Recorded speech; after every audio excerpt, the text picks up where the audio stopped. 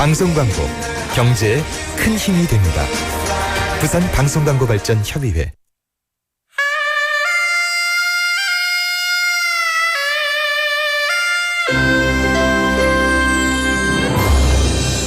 The time is now 7 o'clock.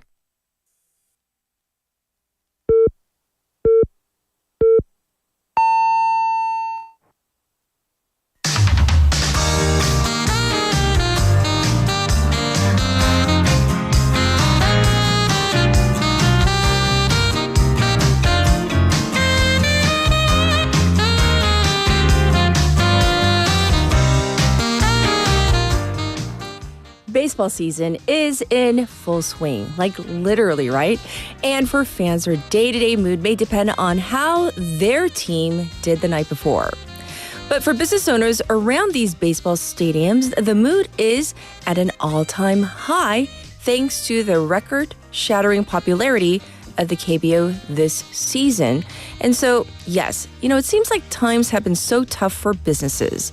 And this may be the first bit of good news we've had in a while, which is all the more reason to support your local businesses. And so I'm Catherine. This is Morning Wave in Busan on Tuesday, April 1st on BEFM, 부산영어방송.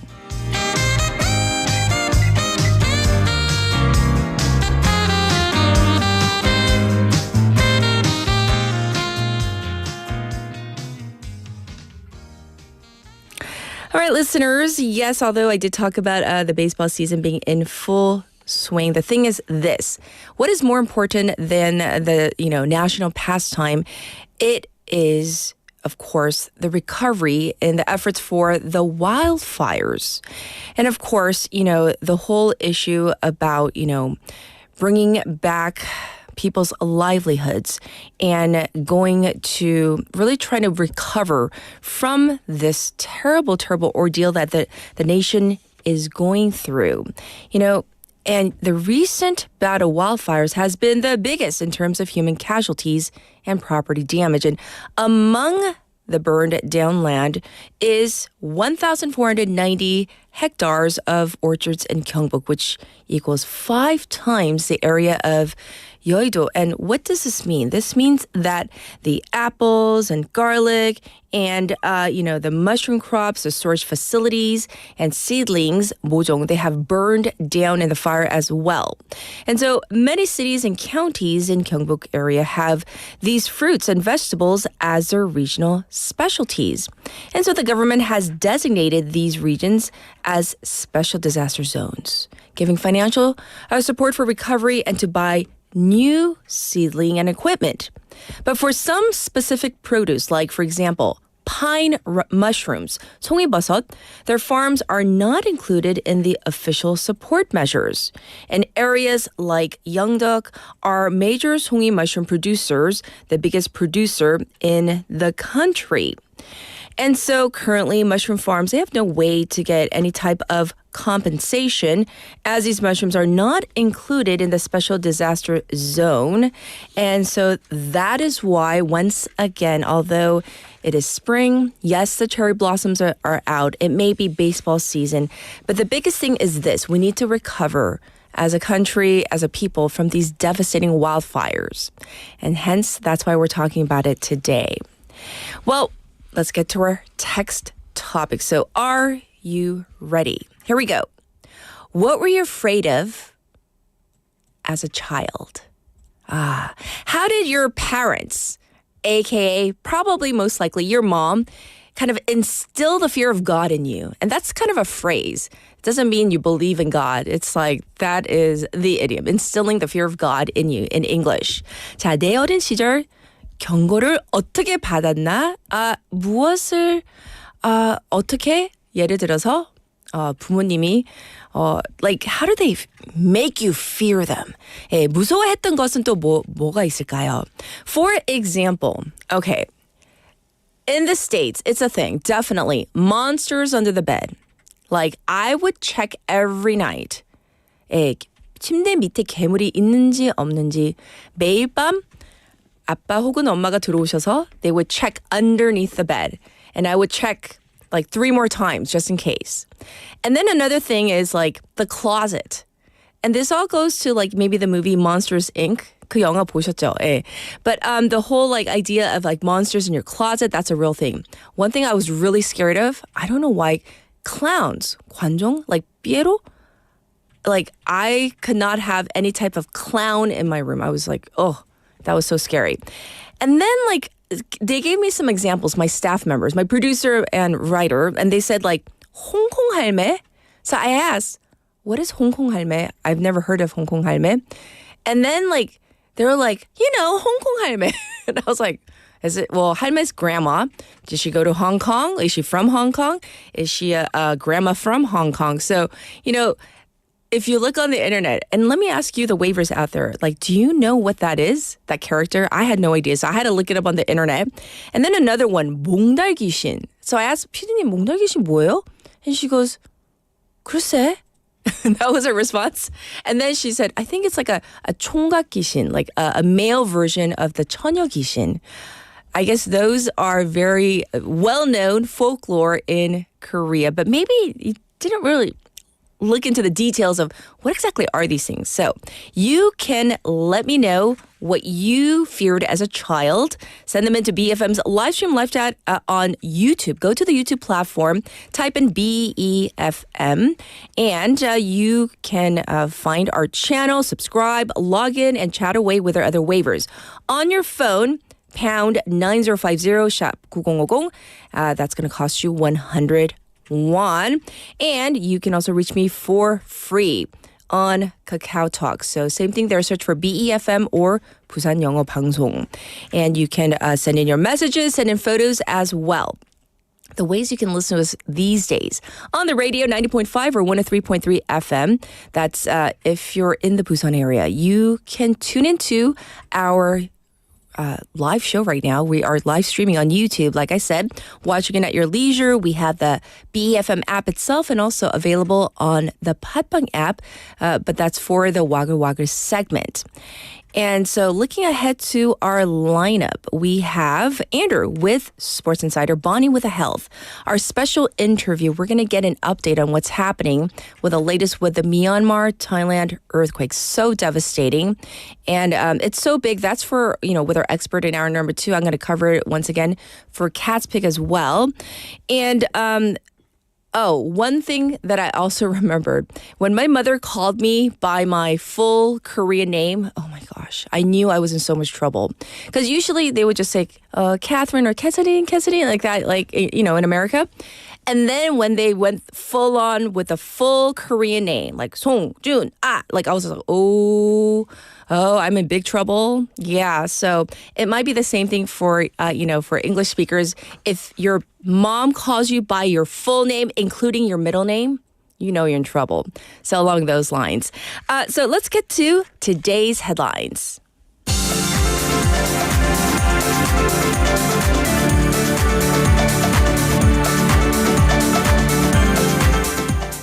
It's now 7:08. These are today's headlines. Constitutional Court justices reviewing Yoon's case with extra care. The Constitutional Court's 8 justices are deliberating on President Yoon Suk-yeol's impeachment case with extra care, a court official said yesterday amid growing calls for a swift verdict.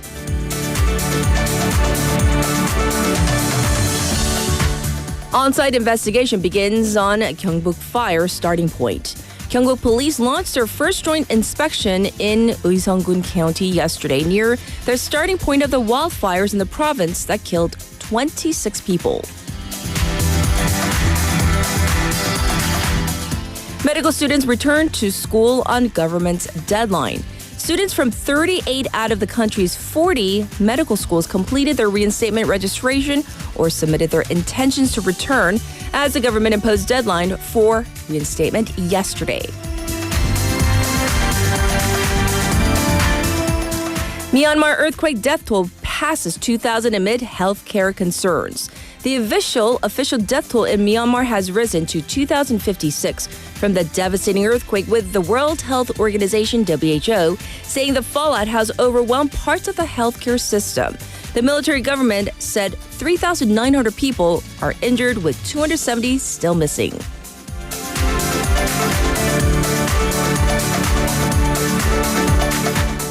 Global shares take a hit as Trump tariffs loom. U.S. stocks closed on a mixed note with Asian and European markets slumping after U.S. President Donald Trump suggested that new tariffs could hit all countries. And these are today's headlines.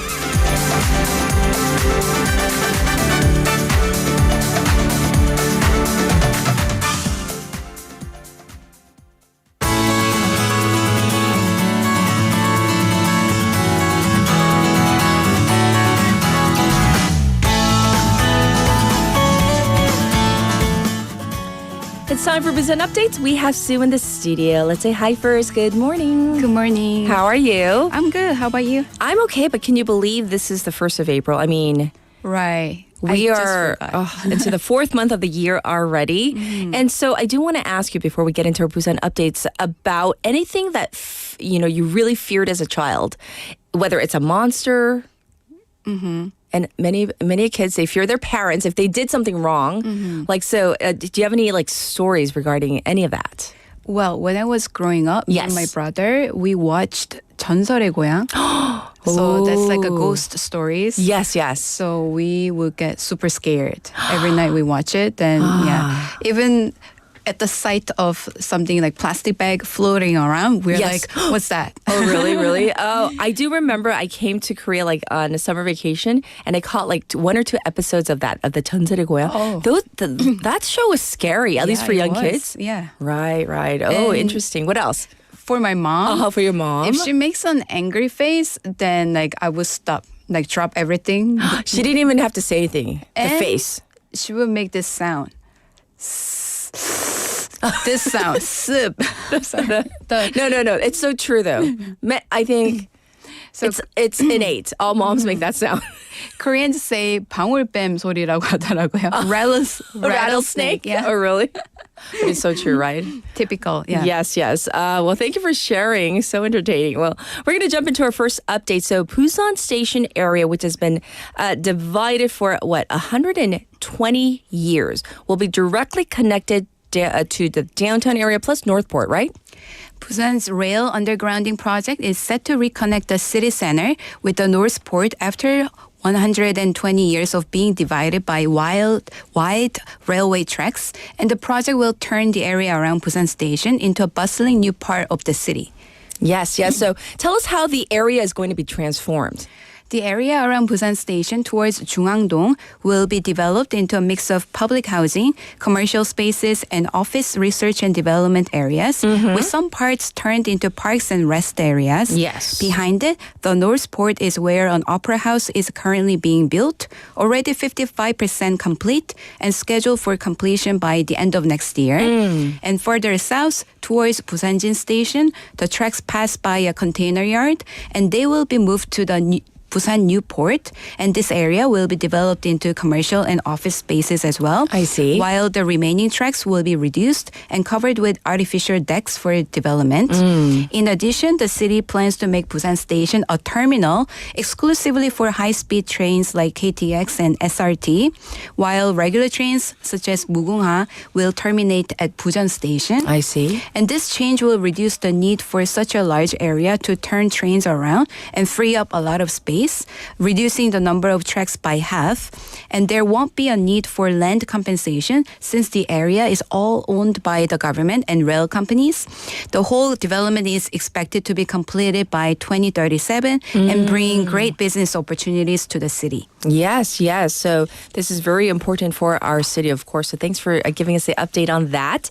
Next up, let's talk about Busan City implementing the 1,001 breakfast program for university students.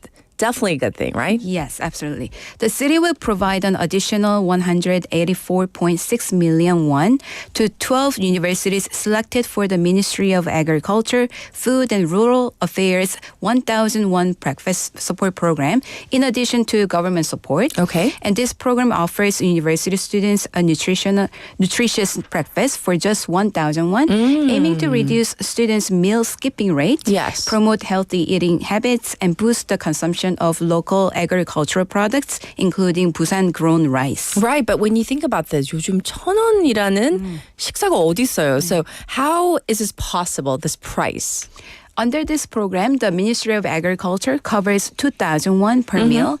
The city contributes 1,000 won, and universities cover the remaining cost. Ah, okay. And this is how students can enjoy breakfast for only 1,000 won. And the number of participating universities has increased from 11 last year to 12 this year, with Bukyong National University newly joining the program. Okay. By providing this funding, the city hopes to lessen universities' financial burden while ensuring students have access to quality breakfast. Ah, definitely a good thing, I'm sure, not just for the university students, but for parents, who might be providing financial support for them. All right, next up, let's talk about Busan's first subway train turning into an exhibition and experience center for the 40th anniversary. The first electric train of Busan's urban subway was first introduced to Line 1 40 years ago and operated for over 30 years before being retired. Okay. And it will be reborn as an exhibition and experience center this July, welcoming citizens once again. And to celebrate the 40th anniversary of the Busan Metro, Busan Transportation Corporation plans to transform the inside of the train into a museum and interactive space and host a special viewing event for the public in July. Indeed. So we want more details. For the details about the event and, the significance of this train. Inside the train, visitors will find historical documents and materials showcasing the development of Busan Metro. People can experience the roles of train operators and station staff, and a photo zone will be there as well. Yes. And the train was part of the first set of vehicles for Busan Line 1, which opened on July 1985, marking the start of urban rail outside the capital region. Yes. And it featured Korea's first automatic train control system, which made it possible for a single person to drive the train. And this was a big step forward at the time. And this innovation also played a key role in advancing rail vehicle technology in Korea. Yes. After running for 33 years, the train was retired in July 2018 and is now stored at Busan's Nopo Vehicle Depot.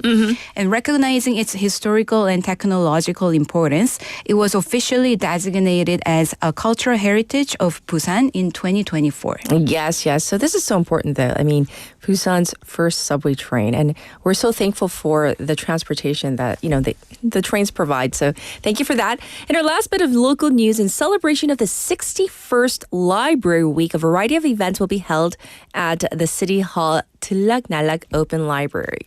The event is from April 12th to 18th, and to raise awareness of the value and importance of libraries and help people enjoy reading culture. Okay. Busan City has organized family-friendly programs centered around the City Hall's 들락날락 Open Library. Sure. And this library is a key spot among the 105 children's multicultural spaces around the city. It's not just about books, but it also has play areas, cool digital experiences like the Meta Door. Yes. It's actually like an actual door, but a virtual interactive space. Oh. And some of the events include a puppet show of the lion and the grateful mouse, and a chance to meet the author of 놀다 보면 when we play, and hands-on activities like fairy tale cooking and trying out related fun projects to stories they read. Wait. You said fairy tale cooking? So I understand cooking, but how does that parlay with fairy tales? Can you explain? So families will read stories and they will make some vegetable garden cakes because the theme is planting seeds of dreams, planting them in libraries. So they will decorate the cake with some vegetables. I see. Okay, interesting. And all events are free of charge. And for more information, you can check out the full schedule and programs on the City Hall's 들락날락 Library website. Yes, and if you haven't been to this site, I mean, it's I wish I were a kid because it's so nice there, right? Yeah, me So too. thank you for giving us all the good, valuable information. We'll check in with you tomorrow. Thank you, Sue. Thank you, Catherine. All right, this day. is Busan Updates, and I'll be back with your traffic and weather.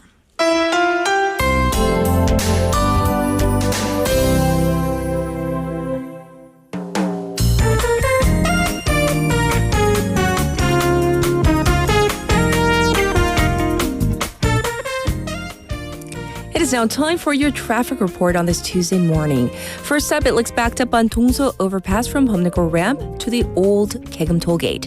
Also, it is looking busy on Luno Samsangdaedo from Myeongji Underpass to Shino Bridge. And there's a broken down cargo truck right at the beginning of that bridge, Shino Bridge. So please be aware you might want to take a detour. It is slow moving on Gwangnam-lo from KBS 3-way intersection to Dongbang 5-way intersection. And also backed up on Pyeonglo from Suyang Tunnel to Wondong Ramp. Currently, it is 5 degrees Celsius in Busan under partially cloudy skies. It's going to warm up to 14 degrees during the day. Across the country, clear and crisp morning throughout. The daytime highs will go up to anywhere between 13 and 18 degrees Celsius, depending on where you are. There is still a dry weather alert here in Busan, the capital area, and other parts of the country. So you know what we need to do, right? Let's be alert and be careful of fires. This was your traffic and weather.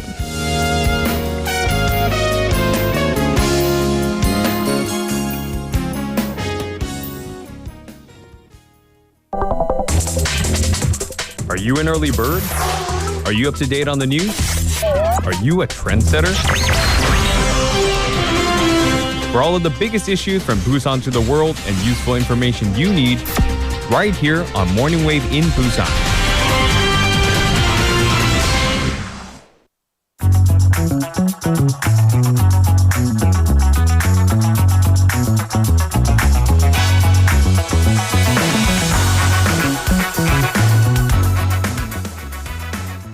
Time for News Digest. We have Haley in the studio. Good morning. Good morning. Hey, so curious. Oh gosh. Were you scared of anything as a child? Yeah, because You you know were? the whole 전설의 고향 was Oh, a thing. that's scary, yeah. And then there was a story, Uh-huh. and it kind of still not haunts me, but slightly. There was a story about like a ghost inside a woman's car, and then she was driving, and the car behind her kept flashing their brights at her, but she was like crazy driver and dismissed it, and she basically died in the car because a ghost or someone or something had attacked her.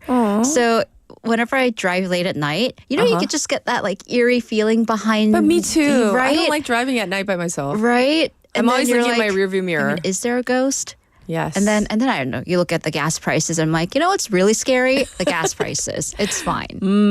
How about Yeah. your mom, your parents? Okay, I don't want to just single out all the moms. I know. But it's usually the moms. It's usually the If you're moms. Korean, right? It's But like, then I don't know, my mom was never really the disciplinarian. My sister was. oh, your older sister. My older sister was, and she would do the yaw. Oh, Yeah. the clenched teeth. The clenched teeth with the Yeah. it's always a yeah. It's always a yaw. And then it must run in the family. 'Cause I do that to my little sister. Oh, you and do? I'm like, but I've mastered the no moving lips. I'm like, 정신 차려라. oh, 야. you're a ventriloquist. Yeah. 눈치 좀 봐라. 야. You're so talented. Thank you. Thank Oh, you. poor Hannah. Yeah, I have. Excuse me, poor me. Shout out to Hannah in Germany. Yes. But oh wow. But yeah. the whole driving thing, yes, there were like Sometimes you just get the legends. eerie feeling. Like certain bridges, supposedly Right? somebody Right, there's off always- himself. yeah, right, yeah. it's very scary. We're going to jump into our first news. So we have some breaking news, and I know some of our waivers they've mentioned this in our board, but ex-lawmaker Chang Jae-won has died. Right. So we just got this about an hour ago. Story's Yes. still developing, but former lawmaker Chang Jae-won was found dead in an office cell or residential building in Seoul's Gangdong-gu district. He was found by the police at 11:45 last night. The news is breaking now. Yes. Of course, the police are investigating his death, but so far they've found no signs of foul play. And apparently, according to some reports, there was a note on the scene. Chang is a 3-term ruling party lawmaker. He formerly represented Sasan-gu district. He was a close confidant of the president. He served as his chief of staff while he was the president-elect. But in recent weeks, he had been facing a sexual assault investigation and allegations from 9 years ago when he was serving as the vice president of a local university. So that is what we know so far. All right, so that's the latest breaking news. Let's move on to the stock market for our next story. So the country yesterday resumed its short selling on the stock market after a very long pause. So first, we need a reminder. I know we talked about it before, and you did kind of explain. But we need another explanation. Right, Yes. because if you are an investor, it's been a rough day, both in the U.S. markets and elsewhere, but short selling, that is 공매도, which is basically, I'm going to get you a minute-long explanation. It involves three entities. The investor, in this case it's me, the broker, I'm going to make you the broker, and the company that I'm investing in. So usually we pay cash or we use money to buy stocks. But instead of buying stocks, I'm going to borrow that stock from the broker. Okay. So, and then I'm going to promise you, instead of paying you back in money, I'm going to give you back or pay you back in stocks. So the anticipation is, why would I ever do this? Because I am anticipating the value of the stock to drop. 이 주식을 사고 난 다음에 주식의 가치가 떨어질 것을 예상하고 주식을 빌립니다. So today I borrow 1,000 shares at $10 per share and then sell it on the market. So now I have $10,000, right? And then the value drops a few days later, let's say to $7 per share. Then I buy back those 1,000 shares at $7,000 and I give you back the shares. Here you go. Thanks for letting me borrow. You're not out anything because you have your 1,000 shares back. But because I sold at 10,000 and bought back at 7,000, now I have $3,000. I see. So that is how you make money from short selling.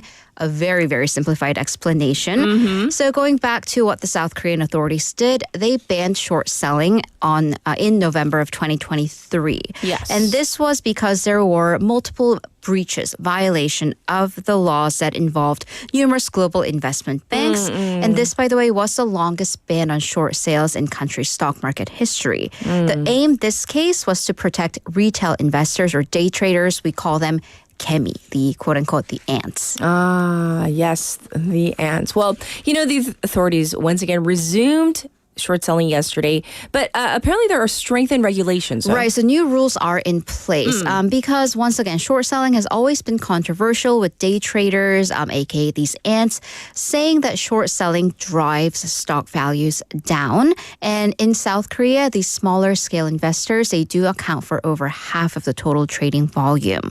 So one of the key changes is that the system that can detect what's called naked short selling, which basically involves shorting without actually borrowing them. And that is illegal in South Korea. Okay. Also, fines for illicit profits have also been raised as well. And enforcement measures have been tightened. So, for example, a profit of 5 billion won or more can result in a prison term between 5 years to life imprisonment. So they've implemented a sentencing minimum, which shows how seriously they're taking it. Right.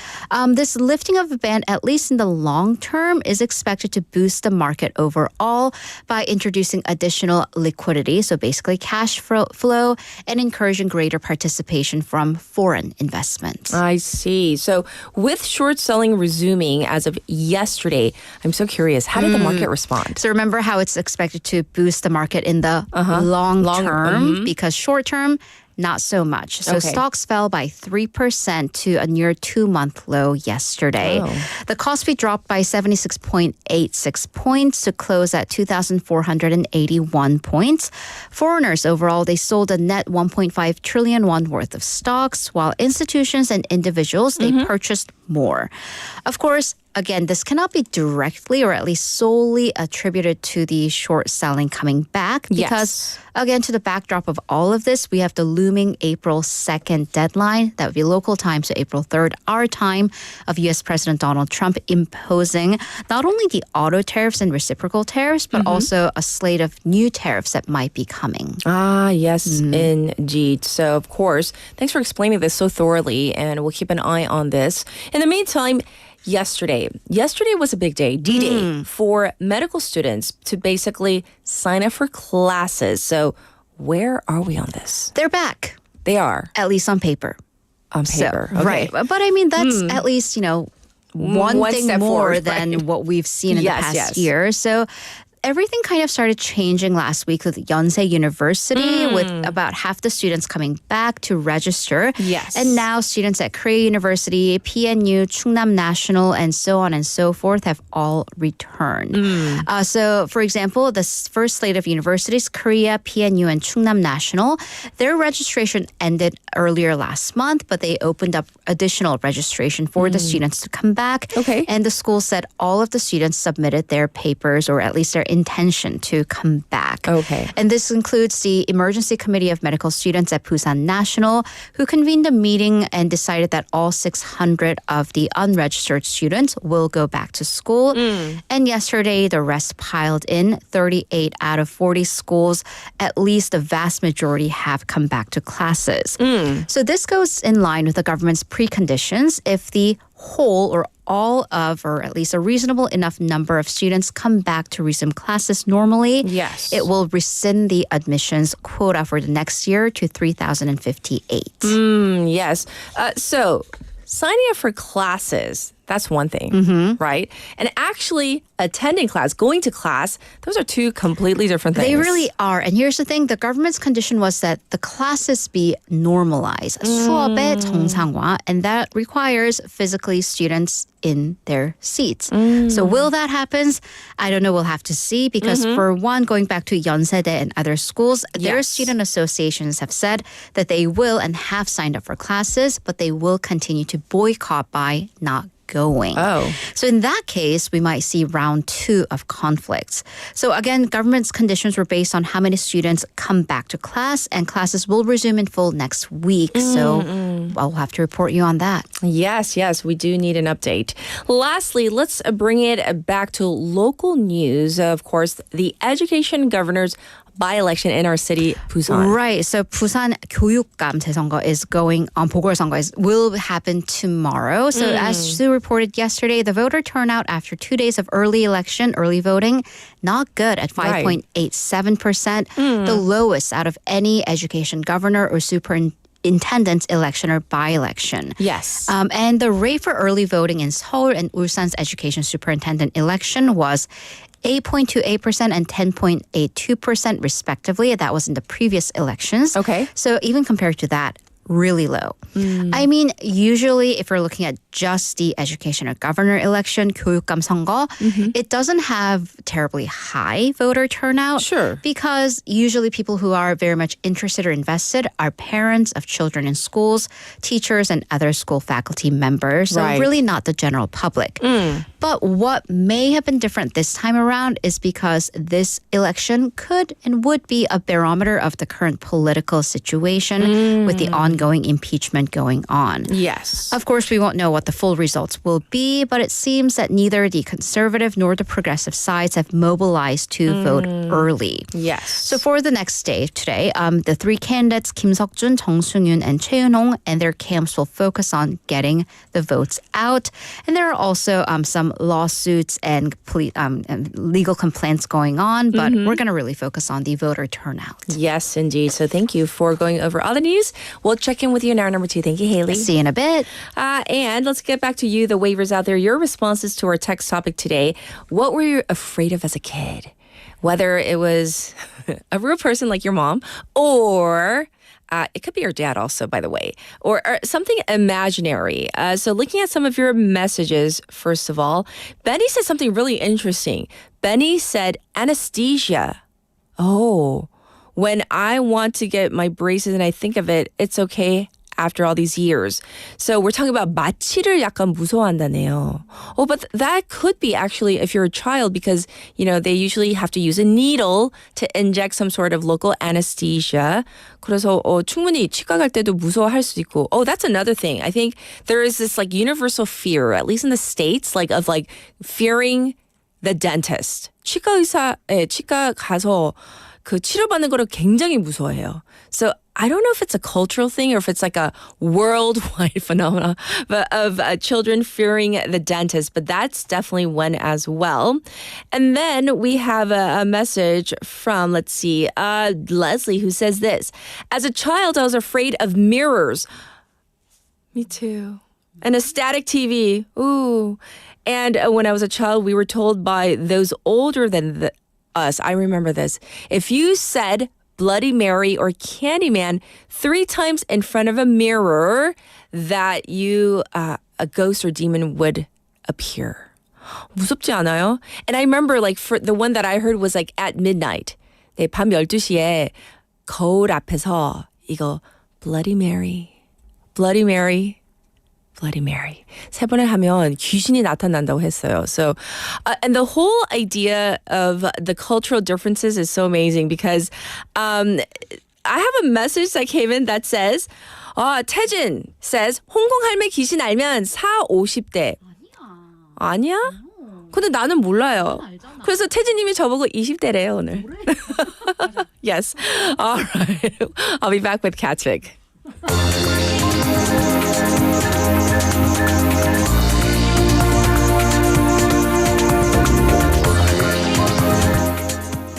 For today's Catspick, I wanted to give you an update. I know we've been covering the earthquake that happened in Myanmar, Thailand, and of course the effects in China as well.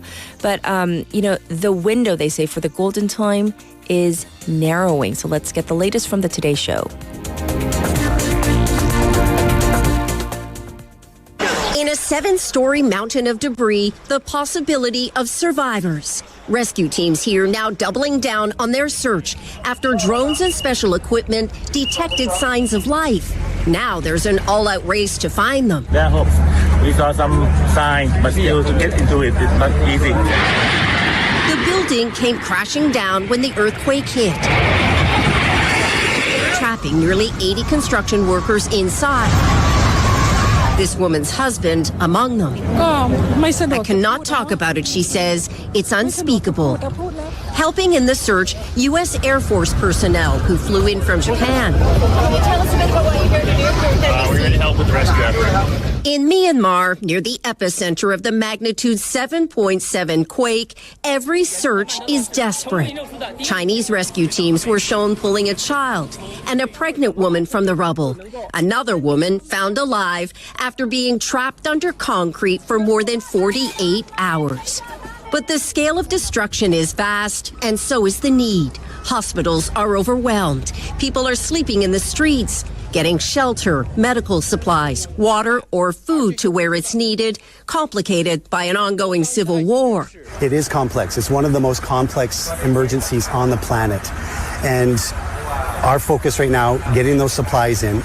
The World Health Organization issuing an urgent appeal for help. USAID, hobbled by recent cuts, is giving $2 million in aid, but sending a team of only 3 people. Families continue to hold vigil here, along with some of the workers who made it out of that building in time. They're saying prayers and lighting incense, hoping that the missing will be found. Officials say for their part, they will continue to dig for hours and for days until everyone is out. So once again, the death toll has been confirmed thus far. It has exceeded 2,000 as of broadcast time. And the thing is this, there are still many that are believed to have been trapped or they're still missing. They're unaccounted for. And that's why we want to continue to cover this story. This was Catspick for today.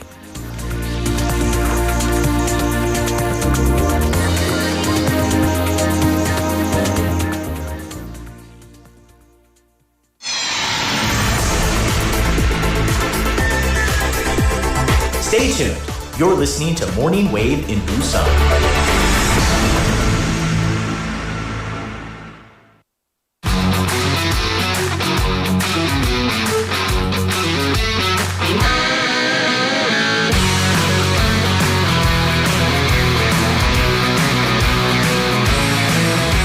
It's time for Sports Insider. Andrew's here. Good morning. Hi. Yes. Hi. Now, what's going on? So, hey, we want to hear from you. When you were a kid, what were you scared of?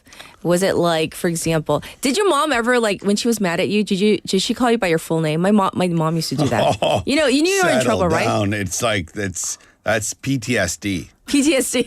It is. How would she call you? Well, the thing is, I have 2 middle names. Oh. So my name is quite long. Which is? And I'm getting to this. Okay. Chill out. You got me nervous already over here, pressuring me.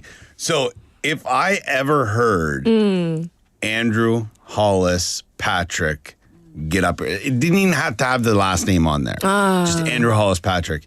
And it's to the point where, like, if she said it and my sister or my brother were in the room, it was instant silence, and they'd be like, "Oh, what did you do?" You're so in trouble. Everybody in deep. knew. You're in deep. Doo-doo. Yeah, exactly. Yes. Yeah, so definitely, that would scare me. I don't know. I'm trying to think of some other stuff. I know you mentioned a few things there, like, the mirror thing. Right. That got me when I was like in elementary school. No, definitely. Yeah. Which to a point where I wouldn't go in a certain room in my house, which was really, really bad. Ouija boards, you said? Yeah. Ouija boards. Ouija boards, yes. There was once when I was in high school, and my silly friends wanted to go to a graveyard and play, and we did, but we didn't know that they also had planned, it was one of the girls' mums and their grandma dressed up in like these outfits and like hid behind stones and then kind of popped around. Oh, we ran. Oh, that's scary. They went... Oh, yeah, over the top. We didn't find out until they did that, until my dad was talking to one of the other guys he played darts with, like months later. And then you didn't know until we then? had no idea. They kept it a secret. They're good. Get you. 마이클님, 우리 안 싸워요. 두 분 오늘은 싸우지 마세요. We never fight. Come on now. Oh, no. No. And then JB, 오락실에서 게임하다가 한 귀 쪽 잡히면 제일 무서웠어요. So at the arcade, I'm assuming it could be dad, but I'm assuming it's mom. No, Usually it's it's mom. definitely mom. It's mom, right? It's definitely the ear mom. thing, dragging you away by the ear. Oh. Yeah. Have you been dragged away? Oh, yeah. I'm with Really? him. Yeah, on this one. I've Jamie never been dragged away by my ear. That hurt, by the way. My ears are quite large for that reason, I think. Yeah. My mom stretched them out. All right, we're going to dive into sports. Yeah, we're here for some sports here today, and we're going to kick things off in the LPGA with a win from one of the, I don't want to say oldest Koreans on tour, but she's been on tour for a while now. She's been a bit quiet as of late. Yes. And this weekend, to be honest, going into Sunday, I wasn't sure if she would be in the winner's circle, but we're going to get to a clip here from the LPGA talking about Kim Hyo-joo. A Sunday she won't soon forget. Hyo-joo Kim shoots 64 to force a playoff and wins it with a birdie on the first extra hole. She's the winner of the Ford Championship presented by Wild Horse Pass, the 7th career title. Her 7th career title. Congratulations. Yes. No, and when I say it's been a while since she won, but it's also that, she's always in the mix. Yeah. It's not like she's, 20 shots back or anything like this. Right. But this was actually the lowest she's been on the rankings in a long time, or maybe the lowest ever. Okay. And I mean, I don't think it's going to be that now after a win like this. But yeah, so she made a triumphant return to the winner's circle, actually to a place where she won her first event on tour, which is kind of interesting. Yeah, it's pretty amazing. Okay. This is in Arizona. Now, the victory marks her first win since October of 2023. And when we think of the Korean contingent on the LPGA, it's usually that is kind of a long time for them or for her to go without a win. So she claimed the Volunteers of America Classic, where she claimed the Volunteers of America Classic. Now, in a thrilling finale here, Kim Hyo-joo overcame a 4-stroke deficit to force a playoff against Lilia Vu. And this was interesting because all day on that final round, it was like, okay, Lilia's in first. All right, Kim Hyo-joo's in first. Oh, somebody else is in first. Right. It was up and down, up and down. And then actually, on the par 5, Kim Hyo-joo hit it into the water. And I was like, oh, here it goes. This is it. It's all over now. And actually, she bogeyed it. And it was probably, she was disappointed with the bogey. Because she probably could have got par. She should have got par with her approach shot, which is pretty amazing. So she forced the playoff and was able to win after this. But it was really interesting, and I was trying to get a clip of this event that happened. Okay. It was during the playoff, before she was about to hit her approach shot, there was a ladybug landed on her ball. Oh, really? It landed on her ball, and she was like, she's like, I didn't want to hit it off it. Oh. You know, I like maybe that might be bad luck. Yeah. Or, you know, is this good luck? She wasn't sure. So she's like, but the bug took a long time to get off my ball. And then she was able to hit, and then she won. It was pretty amazing. So, you know, she had a decent week, but it was her Sunday that really pulled everything together. She ends up leaving with a small chunk of change, just shy of $340,000 US, and solidifying her position as one of the top golfers in the world. And to show that, you know, some people say she's getting a bit old, she's not as good as she was. And she's like, no, I'm here. No, I'm still here. She said, I'm back. She was a little bit getting a little bit stressed, she said. And when the translator was in the presser, when she said this from the Korean to English, and she said she was being stressed, Kim Hyun-ju, because she did say jokum, but the presser, she didn't say a little bit stressed. She said, she's like, little, just a little stressed. So, yeah. Just a little stress. Yeah. Just a little. So congrats to her, and Yes. hopefully a lot more to come for that. Oh, That'd be great. absolutely. Yes. Well, let's move on to another. Yeah, moving on to baseball. Yes. Moving on to baseball. Now, I know at this point, here in Korea anyway, point in time, everyone's thoughts are and prayers are with the family of the baseball fan who tragically passed away after the incident that took place at ChangwonNCpa크 over the weekend, where a piece of the stadium had fallen off, hit a concession stand, and then ended up striking a fan and her sister. Yes. The girl who got struck in the head ended up having surgery. Unfortunately, she passed away yesterday. And her sister is still dealing with injuries, I believe a broken collarbone and a few other things. Oh my gosh. Now, the league, as you could assume, the league and especially, you know, NC and other teams are taking this very seriously. They're looking into their stadiums to make sure everything is up to snuff, everything's going to be okay. And I mean, if you can look and see where this happened at the stadium, it was kind of a freak thing, but I also think that, you know, regular checks need to be done on all these kind of things to make sure that the places are up to code, up to standard. Yes. Now, as far as the league and the games, all 5 league games today will be postponed until later in the season. Most likely these games will be put on at the end, which usually happens. Yes. The Dinos, they had a 3-game series against SSG. That is postponed entirely, and they will start playing again on the weekend. If everything's okay, I'm not really sure what they'll do there, but as of right now, their games will start again on the weekend. Yes. Now, the Lotte Giants are on the road in Daejeon, taking on the Eagles before returning home this weekend to host the Busan Bears. But I do need to ask, dare I, how did Lotte do? Do you know what? It was kind of a weekend, and I don't want to make it sound like I'm making excuses for a performance that should have been better, but it was a loss on Friday night, a win on Saturday, and a tie on Sunday. Okay, so a mixed bag. So they hit for the cycle. Yeah, so it was a mixed bag. So, you know, and actually the game on Friday night, it was, you know, 2 foreign pitchers, Lotte's Charlie Barnes. You know, Lotte lost 2-0 and Charlie went, you know, 6 innings with just 2 runs, but it was back and forth, and that game could have went either way. I see. Saturday, a 3-1 win. Park Se-young was on the mound, and Jeon Jun-woo was instrumental in the comeback, showing that he still has some more in the tank. Okay. Good job for him. A 3-1 win. And then on Sunday, I watched majority of this game. It was a 4-4 tie. Lotte had plenty of chances to win this game. But and it was in the 9th inning before it was sent to extra innings. I don't know. Third base coach, I think he needs a bit of help because he waved a guy home on a pass ball and ended up getting thrown out where he should have stopped him at third. They would have had the chance to bring him home, and that would have been the winner. But we'll see. So, you know, they are back at Sajik Stadium this weekend to take on the Busan Bears. If it's anything like last weekend, get your tickets early. I think it was sellouts all 3 games, and that place has been absolutely rocking. Yes.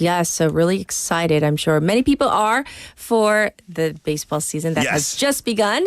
And where are we going next? Well, I'm a man of my word. Okay. I keep my promises. Oh, I know what you're... And some college basketball. Oh, some Sorry. So here you go, Leslie. This is for you because you did call me out on this last week. And I said I was waiting to get to They have like their brackets going, like Leslie and Tommy and a few others. Yeah, like, I've they're seen some things. the brackets are going on. It's one of those things that I always forget to get in on, or like buddies will send me it. They'll be like, "Hey, fill this out before this," and then I just forget. I don't know. Yes. I'm going with Florida. I don't know.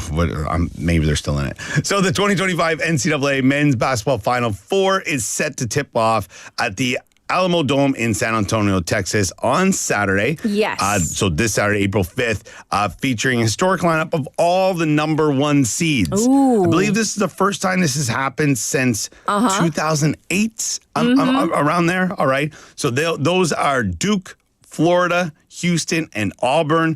Now, the action gets underway with Florida taking on Auburn. I love these tip-off times. They're like baseball times. It's quite funny. We have 6:09 p.m. 6시 9분. So specific. This is Eastern. Yeah. All right. Then Duke squaring off against Houston following that at 8:49. So it's, there's no time. You're in and you're out kind of thing. Yes. The winners will advance to the national championship game on Monday night. These are Monday in America. So I guess, if we're thinking Saturday night, it'll be Sunday morning for us here in Korea. And then Monday night, Tuesday morning for us here in Korea. And that is at 8:50 p.m. Eastern. So now people are up in the air. Who's the favorite? Who's not? I guess the bookies, if you will, have Duke as the favorite. But the one thing is with all of these tournaments, there's just upsets waiting to happen. That's like the beauty. But when you have all four number one teams, is it really going to be an upset? I don't really know. But could be anyone. Yeah. So we'll have to wait and see how that goes. Now, the women's side of things are just making their way into the Elite Eight. So maybe we'll have an update on that next week. Right. And of course, Leslie, so appreciative, as well as Benny, Tommy. They're all really, really happy that you covered this. I know we don't really want to revisit the soccer game that was last week. Do we have to? No, we don't. We're not talking about that. We're talking about the awards that the KFA handed out. Some hardware here. So, unsurprisingly, South Korean captain Son Heung-min was named the country's top male player for 2024. Okay. Which I think everyone understood that was going to happen. If the voting was, I don't want to say it was close, but it was close enough, edging out Kim Min-jae. I don't know if Kim Min-jae would have maybe won some more things at Bayern Munich last year or anything. Maybe he might have been thrown into first place there. Right. Now, on the women's side, Ji So-yeon also was named Female Player of the Year, and she's playing for the Seattle Reign FC in the U.S. Okay. Now, other notable winners were Young Min-hyuk, who had just made that move from Gangwon FC to Tottenham, and then now he's loaned playing. Out, he's been loaned out from that. He was the male young player of the year, and Kim Shin-ji took the young female player of the year after her impressive play at the FIFA Under-20 Women's World Cup. Congratulations to all of them, and thank you for the diverse sports, of course. Yeah, we'll check in with you all over the field today. Next week. Thank you, Andrew. Have a good one. All right. Couple more of your messages. I love this one by Souvenir. 엄마가 내 이름 세자 딱 끊어 부를 때. Same thing. 너무 무섭죠? 그리고 요즘에는 자기야 이리 와봐. 이게 제일 무서워요. So it went from like mom to, I guess, you fear your wife now? Is that what you're saying when she calls you like real nice like that? And Tommy's saying, 우리 아버지는 오락실에 나 잡으러 왔다가, so his dad would come to fetch him at the arcade. 같이 오락했는데. So he would join in on the fun. What a cool dad. All right, let's get to a final song for hour number 1. 포기하지 마 by 성진호. Enjoy. I'll be back at 8. 나 살기 위해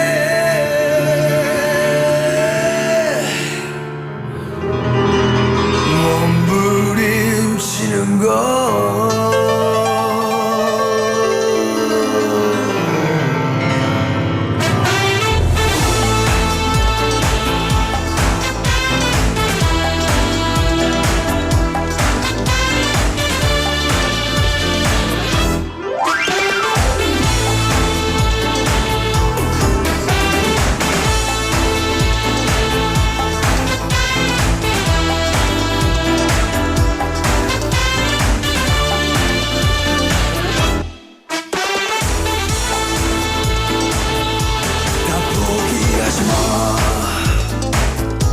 또 다른 모습에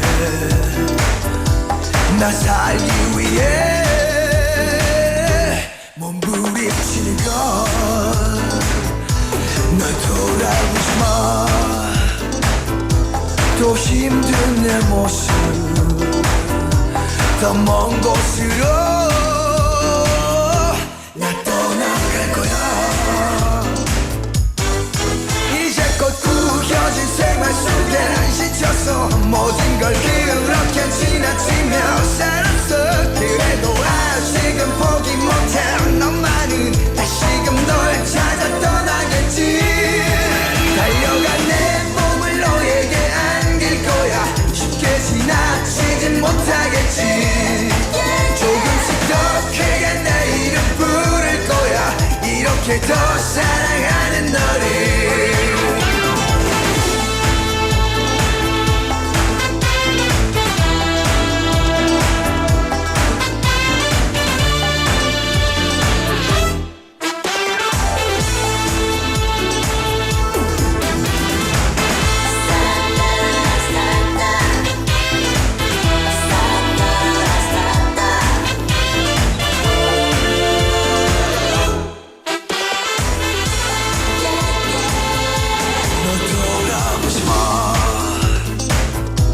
또 힘든 내 모습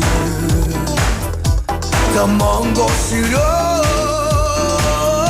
나 떠나갈 거야 이제 곧 구겨진 생활 속에 지쳐서 모든 걸 그렇게 지나치며 살았어 그래도 아직은 포기 못해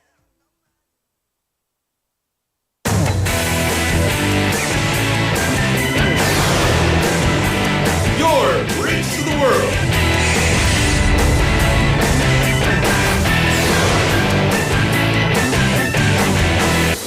BEFM 부산영어방송.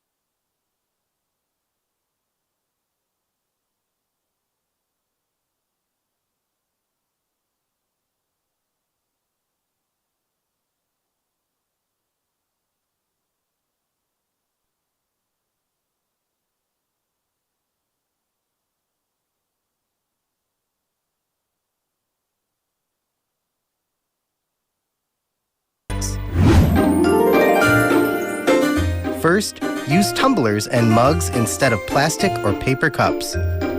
When you go grocery shopping, bring a reusable bag so you won't have to ask for a plastic one. At home, instead of reaching for single-use paper towels or wet wipes, use rags and towels. These small steps for the environment can have a big impact on planet Earth. This campaign was brought to you by BEFM 부산영어방송.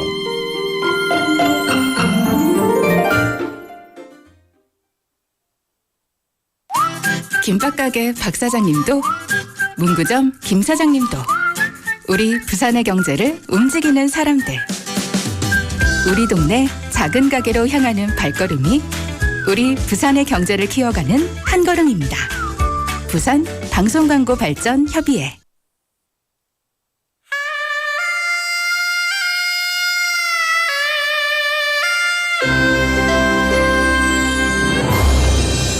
The time is now 8 o'clock.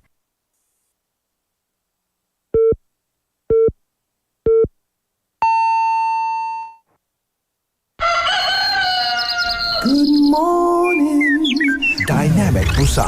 Yeah, you're waking up. Time to shake it up.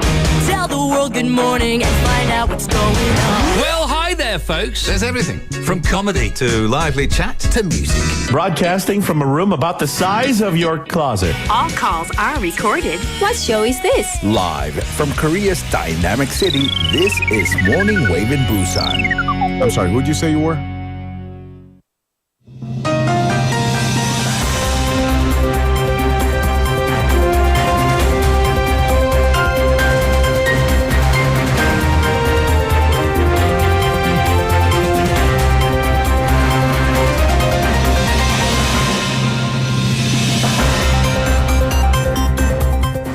It is now 8 o'clock. This is News Highlights.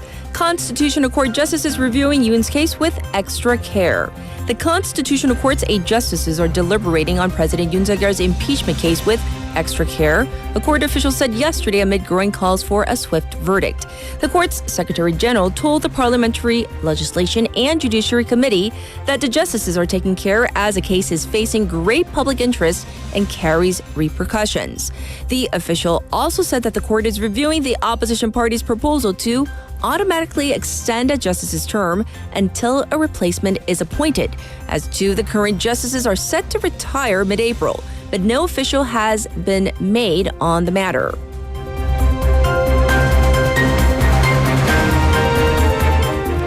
On-site investigation begins on Gyeongbuk fire starting point. Gyeongbuk police launched their first joint inspection in Uiseong-gun County yesterday near the starting point of the wildfires in the province that killed 26 people. The police, with the National Forensic Service, the National Institute of Forest Science, and firefighting authorities are seeking to determine what initially caused the wildfires and in which direction the flames spread. The fire was allegedly accidentally ignited by a 56-year-old man on a hill in Uiseong on March 22nd. The suspect has been booked on suspicion of accidentally starting the fire while tending to a family grave. Some reports say that he tried to burn tree branches over the grave with a cigarette lighter.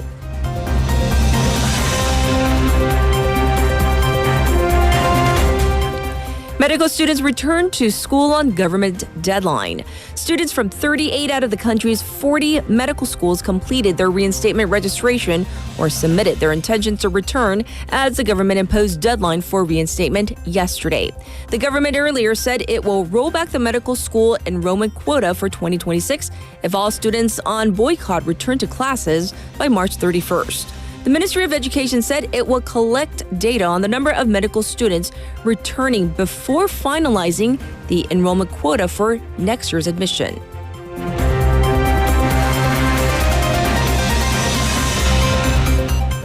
Myanmar earthquake death toll passes 2,000 amid healthcare concerns. The official death toll in Myanmar has risen to 2,056 from the devastating earthquake, with the World Health Organization, or WHO, saying the fallout has overwhelmed parts of the healthcare system. The military government said 3,900 people were injured, with 270 still missing.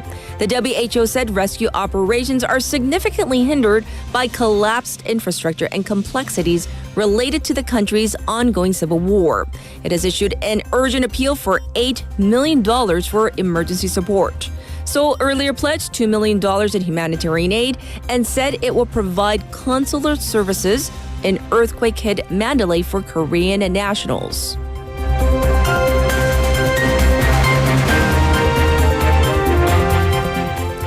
Global shares take a hit as Trump tariffs loom. U.S. stocks closed on a mixed note with Asian and European markets slumping after U.S. President Donald Trump suggested that new tariffs could hit all countries. Wall Street started off to its worst figures this year, with the S&P 500 and the Dow finishing higher by the end of the day, recovering losses. South Korean shares fell by 3% yesterday as short selling resumed. Trump said he's preparing to unveil a barrage of tariffs on Wednesday local time, dubbing this America's Liberation Day, which will come on top of recent taxes on aluminum, steel, and cars. This was News Highlights.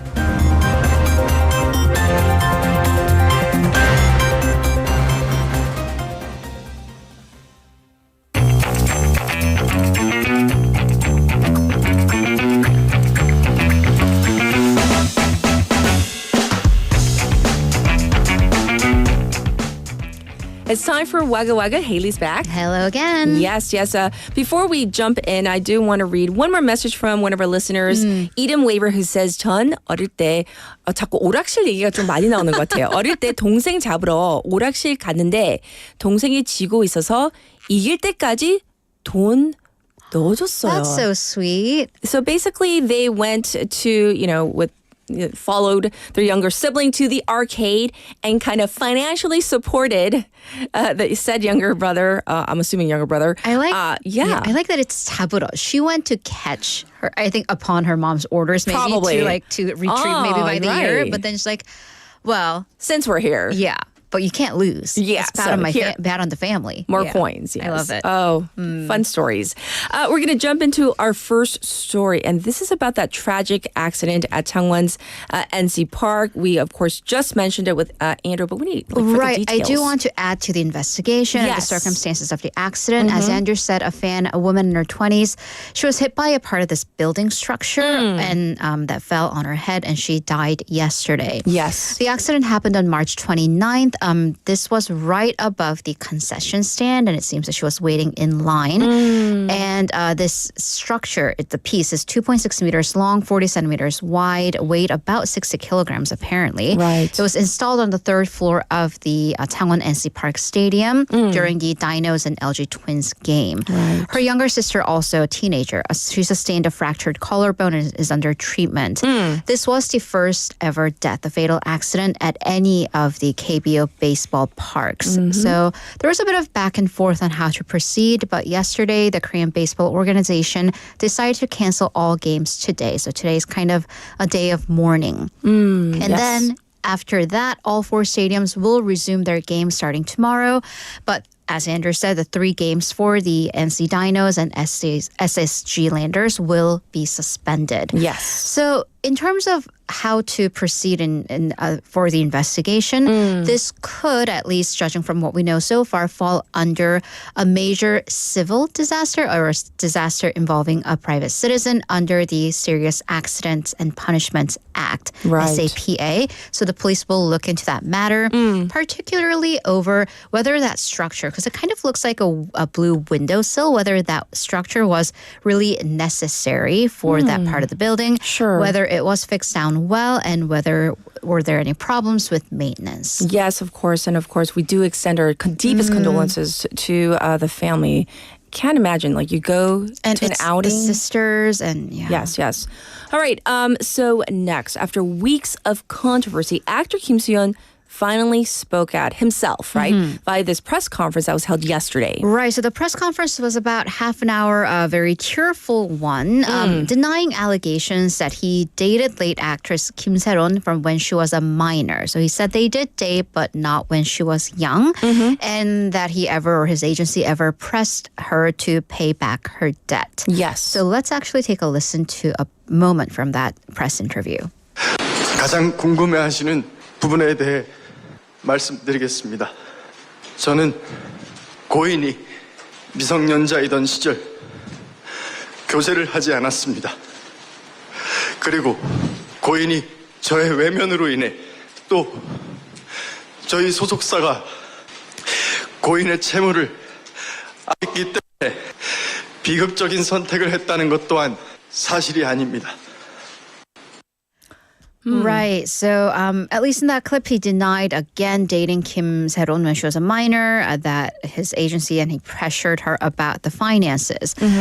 So did they date? Yes. He said that was apparently 5 years ago for about a year, and their relationship ended during right before his hit drama 눈물의 여왕, Queen of Tears. Yes. And then he said after they broke up, he was apprehensive about contacting her, including during and after her drunk driving case. So basically saying they didn't really have contact. Yes. He therefore claimed that those Kakao Talk messages, the screen grabs that the family presented, released, they were doctored. So he said he has passed that on to the law enforcement and will prove this via official methods. And to that end, he stated that the false evidence and false testimony, what he claims are false, they have been rampant, and he and his attorney both said they're filing criminal complaints and civil suits against those involved. This would be against a family member. She's been identified as the aunt of late Kim, but apparently a family friend, and the YouTube channel 가로세로 연구소 for defamation. And he also said he's filing a damages suit amounting to 12 billion won against the family. Right. So the comments, we'll just say, are very divisive, and we'll just leave it at that. And the story, unfortunately, it seems it will continue in the legal realm as well. It does. Hence, yes, we'll probably keep tabs on this story as well. Let's move on and talk about this post-op x-ray.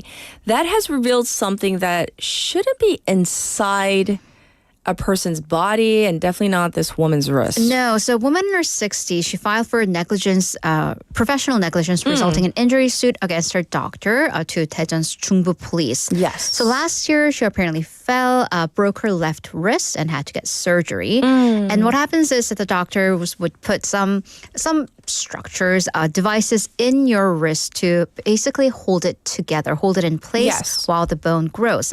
They did that, some pins and plates, and then 9 months later, they removed it because the bone had grown back. Okay. Well, she got that surgery to get the things removed in January, kept getting inflammations, there was swelling, the cut didn't heal. Yes. Went back, and the x-ray showed, and we probably have a visual, a plate. Like a metal plate. A metal plate. That. Oh my gosh. Was in her. It is clearly. And it's not supposed to be there, by the way. Right. It was supposed to be one of the things all the things that were removed from her surgery. That's about 6 centimeters long. The doctor apparently only removed the small pins and not the plates. Yeah. He got the pins out. Oh, they got the pins out, but not the plate, and then sutured her up. So she had to go in for third surgery to remove that plate. And her attorney said that the plate moved inside the wrist and caused inflammations and pain, and said this is clearly evidence that the doctor did not look at his or her patient's x-ray once after the surgery, because I'm assuming that would be hard to miss. So, yeah, the attorney said that the doctor has not once apologized since this incident happened and has only been speaking to the patient through a hospital rep. Well, an official from the hospital said that the doctor is willing to call the patient should she want them to. And they have no intention of denying that there was wrongdoing, but there was apparently a discrepancy, a difference in opinion over the settlement amount. 합의금.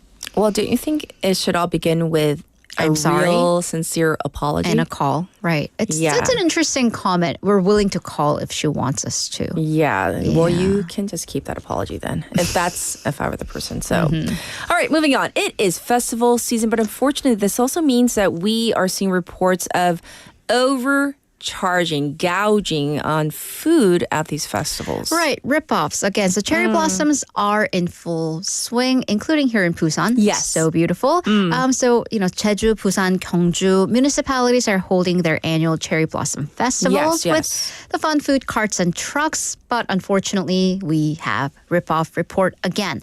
Recent online post from a Jeju area festival, this sundae dish, and I believe we have a visual. The picture shows a plate of that. Okay, so tell me, Catherine, how much should that cost? It's 순대볶음. Okay. And you see about, 6-7 pieces of the sausages? There's a lot of, veggies. There's a lot of cabbage. Yeah. That cost... How much? 25,000원. 25,000 Okay, I was a little speechless because I was thinking not 만원. like maximum 10,000원. Right. Because the portion isn't that big. Because 순대 1인분 is 5,000원. Right. And we definitely get a lot more pieces than 6. Yes. Yeah, so this was at the 왕벚꽃 Festival in 전농로. Another post said that the barbecue dishes from the same place are also a ripoff. And here's the kicker, they're not even local vendors. They're the traveling vendors that go around to the various festivals. I just thought this comment was kind of clever because we have the series 폭삭 속았수다. Yeah. This one said 폭삭 당했수다. So basically when life gives you a ripoff. Aww. Yeah. That's pretty terrible. Right. So this is likely the first of several issues that we might see because once again, it is festival season and these problems never end. So once again, why do I bring this up? Because we want to change that perception, change that practice. A lot of municipalities do have crackdowns. Yes. But we also understand that officials can't be on the scene every hour, Of course, checking of at every course. single vendor. So it also falls upon the vendors, the businesses to do what's right. Yes, absolutely. All right. For our final story, I think at one point, all, if not many of us, feared having monsters under our bed, like I said earlier. Like I used to check, triple check, quadruple check when we were kids. But for one American family, there was actually something under the kids' bed. It was real. It was not imaginary. Real. I saw this story. I was so just like, real. So a child was a third babysitter, but the child at bedtime kept complaining, there's a monster under my bed. And as a seasoned babysitter, it's You're like, like, fine, I'll Let me check. check. I'll Yes. check, don't worry. And then she looked under a bed and found a man. Oh my God. Can you Under the imagine bed. your Oh. heart, my heart, all of our collective hearts? Yes. And then this man just jumped out of bed and attacked the babysitter. She tried to fight him off, and the man knocked the child to the ground in the process and ran away. Oh my Of gosh. course, 911 was called. Police arrived at this home in Kansas. The suspect was gone at the time. He is caught and in detention, but this took about a day. There was a foot chase. So who is this guy and Why what was he happened? there? Right. So he apparently used to live there. The entire details are not there as to whether he was family or like an old resident. But the man had posted bond about 10 days earlier. And at that point, he was charged with criminal threat, domestic battery, and violating a protection from abuse order. So there seems to be even a domestic issue involved. Those allegations happened in January and February. Well, now that he was under the bed and then Yes. pushed the babysitter and the child, he is facing additional charges of aggravated burglary, aggravated battery, and child endangerment. And you know what? That child is going to have PTSD. Oh. I have PTSD just Seriously. listening to this because, And the poor babysitter. of course. If this is a domestic dispute, she was Right, involved right. in the middle of it. Oh my And gosh. if there are aggravated battery charges, she was hurt too. Yes. Yeah, so Hence our tech topic for Right. today. Well, thank you for going over all the woggly news. We'll check in with you tomorrow. Thank you, Haley. have a great day. All right, back to you, the waivers, for your updated traffic report.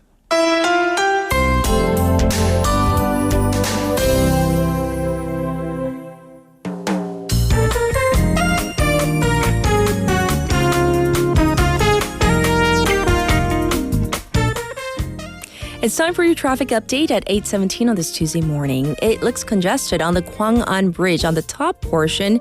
Right now, there's also traffic detected on the Dongseol Overpass from Judae Ramp to the old Kaegum Toll Gate. It's also slow moving on Manduk-daero from Manduk Cathedral to Manduk intersection, but it's busy in both directions. It's also backed up on Yeonsuro from Mangmi intersection to Suyong intersection.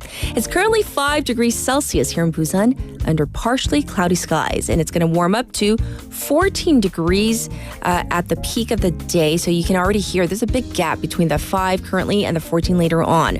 Across the country, it is clear, crisp, with daytime highs expected to go up to 13 to 18 degrees Celsius. There is still a dry weather alert in Busan, the capital area, and other parts of the country. So once again, let's be careful of fires. This was your traffic and weather.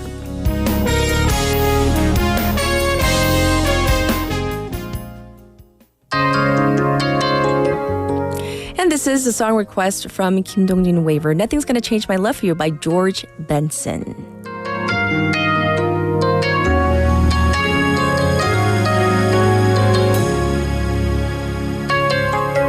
If I had to live my life without you near me, the days would all be empty.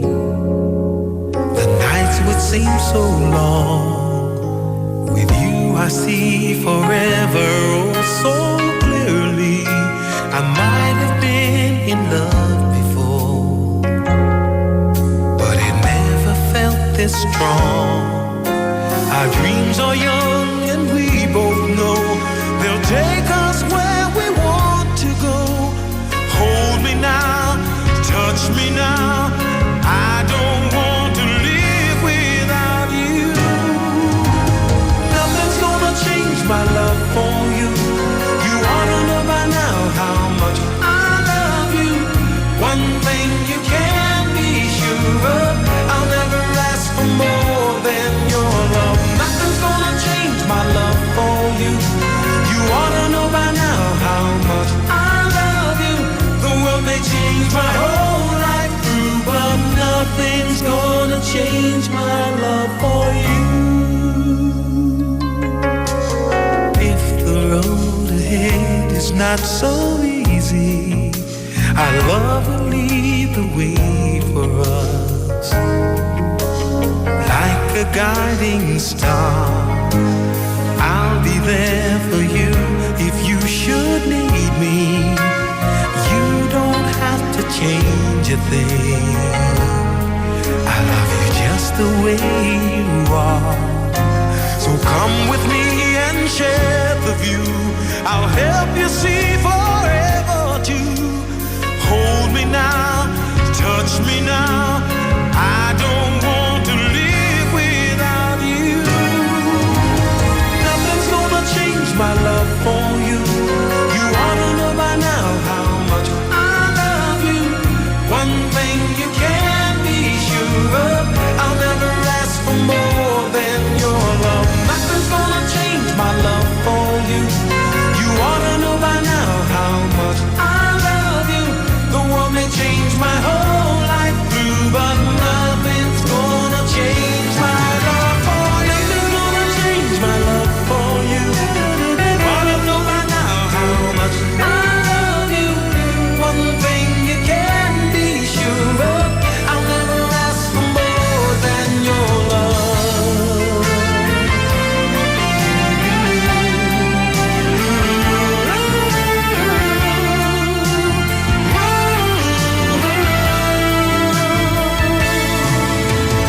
Nothing's gonna change my love for you. You ought to know by now how much I love you. The world may change my whole life through, but nothing's gonna change my love for you. Nothing's gonna change my love for you. You ought to know by now how much I love you. One thing you can be sure of, I'll never ask for more than your love. Nothing's gonna change my love for you. You ought to know by now how much I love you. The world may change my whole life through, but nothing's gonna change my love for you. Welcome back, everybody. So today's text topic was all about what were you scared of as a child? And is this true, Tommy? He says, like, because it's April Fool's Day, I changed the bathroom's door handle, the handle for the door, inside out, the knob, which means it's locked inside and it won't open. So now my room controller, aka his wife, calls me now and I'm not answering. You're kidding, right? That is going far, far extreme. Don't do that to your wife. She's going to be so mad at you. And then, you might get the whole 등짝 smashing from her, and then it's going to go on and on and on. Drift Monkey says, yup, I'm in the full name club. I have 2 middle names, so when mom pulled him out, either run or prepare yourself. 아까 앤드류가 얘기했듯이 이게 전체 이름을 얘기할 때가 제일 무서워요. The whole name.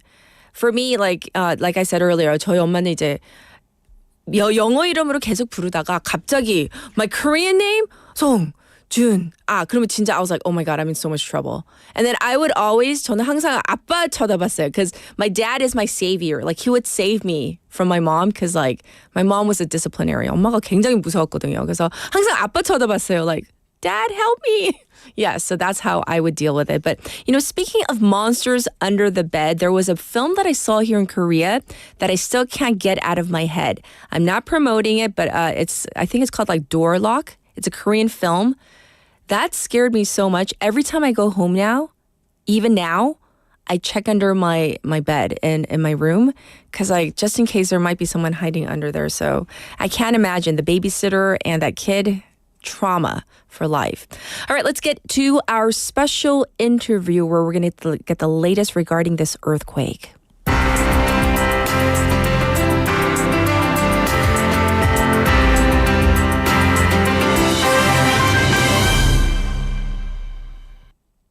A powerful 7.7 magnitude earthquake struck near Mandalay, Myanmar. So this was on March 28th, just a few days ago. This has caused widespread destruction and a rising death toll. So as of broadcast time, the number of fatalities has surpassed 2,000. As of broadcast time, we have it at 2,056. That number might have gone up, and it is likely to go up because they're still struggling to find the rescuers working in overdrive, trying to find survivors. And you've probably seen some of the footage, right, of buildings swaying, collapsing in Thailand as well. And I think this disaster really underscores the urgent need for enhanced preparedness and response strategies in earthquake-prone regions. So let's find out more. We have invited Maureen Long, who is professor of Earth and Planetary Sciences at Yale University. Let's say hi first. Hi, Professor. Welcome to the program.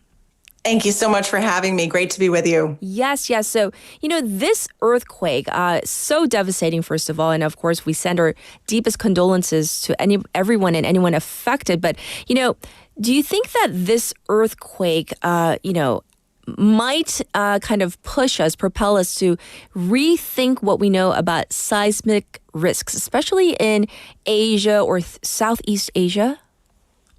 Well, this earthquake happened in a region with a history of large earthquakes. So most recently, there was a magnitude 7.0 in the year 1990. And if you go back even further in the 20th century, there was a magnitude 7.9 earthquake just south of where this earthquake was back in the year 1912. And if you look at a global seismic hazard map, which I would encourage all your listeners to do, you can look it up. If you Google it, you can find a global seismic hazard map. All of the country of Myanmar is in a region of very high seismic hazard. So in that sense, this earthquake was not unexpected. So I wouldn't say that we need to rethink all of what we know. But I will say that this earthquake, was a reminder that much of Southeast Asia and East Asia is at high risk for earthquakes, and it's certainly a reminder for this region to be prepared in terms of building codes and emergency readiness. And the other thing I will say is that certainly in this earthquake, the amount of shaking that was felt pretty far away from the epicenter, particularly in the city of Bangkok, that certainly highlights to me the need for more research to understand the details of how seismic waves propagate and what the vulnerabilities are for cities that are not in the zones of highest seismic hazard, as Bangkok is not. Yes. So thanks for explaining why we really do need to be in the know about all the risks in this area. And as you just mentioned, Professor, Bangkok, which is 700 kilometers from the epicenter, felt the tremors. We saw the footage of, that building collapsing.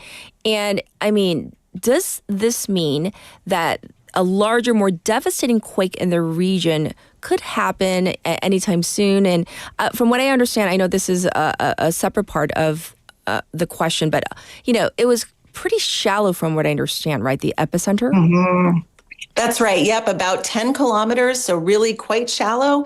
And that really plays into how devastating the earthquake was, because those shallow earthquakes that are very, close to the Earth's surface, they tend to be more devastating, all else being equal. Yes. And so when we see, regions like earthquakes like this, where even in China they were feeling, the effects of the quake as well. What does that say? Aside from the shallowness of this particular quake, does that tell us any more about this particular fault or the plates that are there underneath the city and the area? Yeah, that's a terrific question. So, as I mentioned, the largest past earthquake in this region, at least, in the 20th century, was a magnitude 7.9. So we know that this region, specifically in Myanmar, is capable of generating an earthquake of this size. Okay. So this is what seismologists call a strike slip earthquake. So that means that there are two tectonic plates that are really kind of grinding past each other. And again, because we have seen a magnitude 7.9 in this region in the past, we know that earthquakes in this region can get a little bit larger than the earthquake that we saw this week. And of course, as we've seen, the consequences of earthquakes this large really, can be quite significant.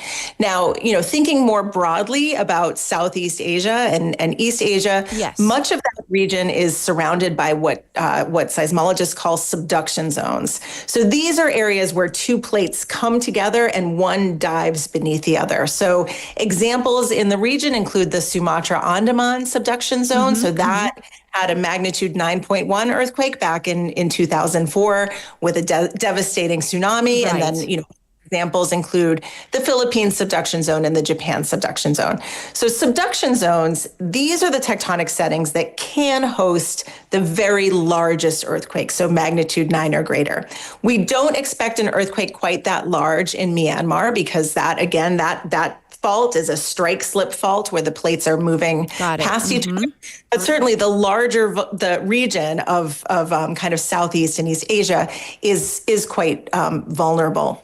And then the last thing I'll say, coming back to the shaking in Bangkok, cities like Bangkok is an example that has geology that makes the city of Bangkok very vulnerable to earthquake shaking. So a lot of the city is built on soft sediments, and so the shaking is amplified. And so certainly cities in the region that have that vulnerability because of their geology, certainly need to think very hard about their vulnerabilities and make sure that their infrastructure is really built to withstand earthquake shaking. Right. And so, for example, when we think about earthquakes, like I'm from California, so, building codes, like earthquake preparedness, the drills, Japan with, very high-tech infrastructure when they build, their buildings, etc. So I'm thinking in Myanmar and Thailand, are they not as, how shall I say, up to par in terms of the building codes and the stringent enforcement of such codes? And might that have contributed to the vast devastation that we're seeing right now?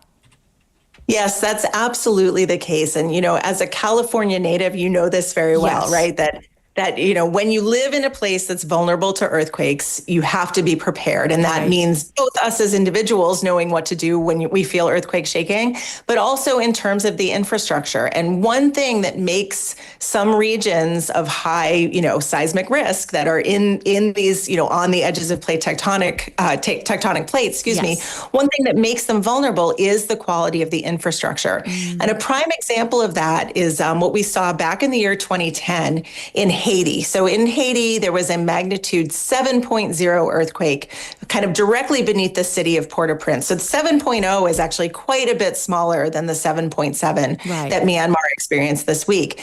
But Haiti is a place that has, poor infrastructure, does not have strictly enforced building codes. And that poor infrastructure caused very large numbers of casualties. So a lot of what happens in terms of effects of an earthquake has to do with infrastructure. And so in general, building better infrastructure, enacting and enforcing strong building codes, and, where possible, retrofitting existing infrastructure. These are all things that, places that have high seismic hazard and high seismic risk need to think about. Now, this is very challenging, of course, for a like Myanmar, which has, very significant political and economic challenges. So it's easy to say and not always so easy to do. But you're absolutely right that infrastructure really is the key here. Yes. I do want to ask you another question, Professor. And, we want like just pure science. We want to, base all of our information on science. But, there are some people say, is it climate change? Does climate change have an effect on or influence, our planet? Are there connections between shifting weather patterns and seismic activity? And I mean, we hear about like theories about, the clouds are formed in this way, so there might be an earth. I mean, I've heard it all coming from like a place where earthquakes are quite frequent. I mean, is this purely like a tectonic plate issue of the earth shifting, or are there other forces in play, whether it be weather patterns or climate change? I'm so glad you asked this question because it's a question I get a lot too as a seismologist. And, of course, I mean, we all know that human-induced climate change is absolutely having a real effect on weather disasters, right? Hurricanes, storms, tornadoes, et cetera. This earthquake was a purely tectonic event, right? So this is driven by plate tectonics. We have a relatively good understanding of where and how often tectonic earthquakes happen and what those risks are. And those risks from tectonic earthquakes, they do not change with our changing climate. So I have also heard, you kind of hear theories about, the clouds are aligned in a certain way. And, really the bulk of the risk is driven by plate tectonics. There are a few studies, the reputable studies, that have looked at how some climate-related effects, such as melting of glaciers or maybe the drawdown of groundwater during a drought, might affect rates of seismicity. But in most cases, the effects are thought to be small. And in general, we can think about the risks from earthquakes as being driven by plate tectonic activity and not by changes in the climate. Thanks for clarifying. I just wanted to really ask that one. Of course. I'm glad you asked. And Professor, this earthquake, 7.7, I mean, huge, devastating. There's still, the rescuers are searching for survivors. But I mean, in a worst case scenario, if we're talking about like a densely populated city, like, for example, Bangkok or Yangon, I mean, I can't even imagine, but I mean, what could a worst case scenario look like where a really, really densely populated, like metropolitan city, if it gets hit by something as big as this? What would happen? Yeah, worst case scenarios, of course, they're always a little difficult to predict. In general, as seismologists, we can always look to the past history of earthquakes in a given place to understand what the risks are. One apt comparison here, may be the January 2023 earthquakes in Turkey. So in that case, we saw a magnitude 7.8 earthquake and then followed by a magnitude 7.5. Yes. So earthquakes of comparable size and also a very similar mechanism with this strike-slip type earthquake.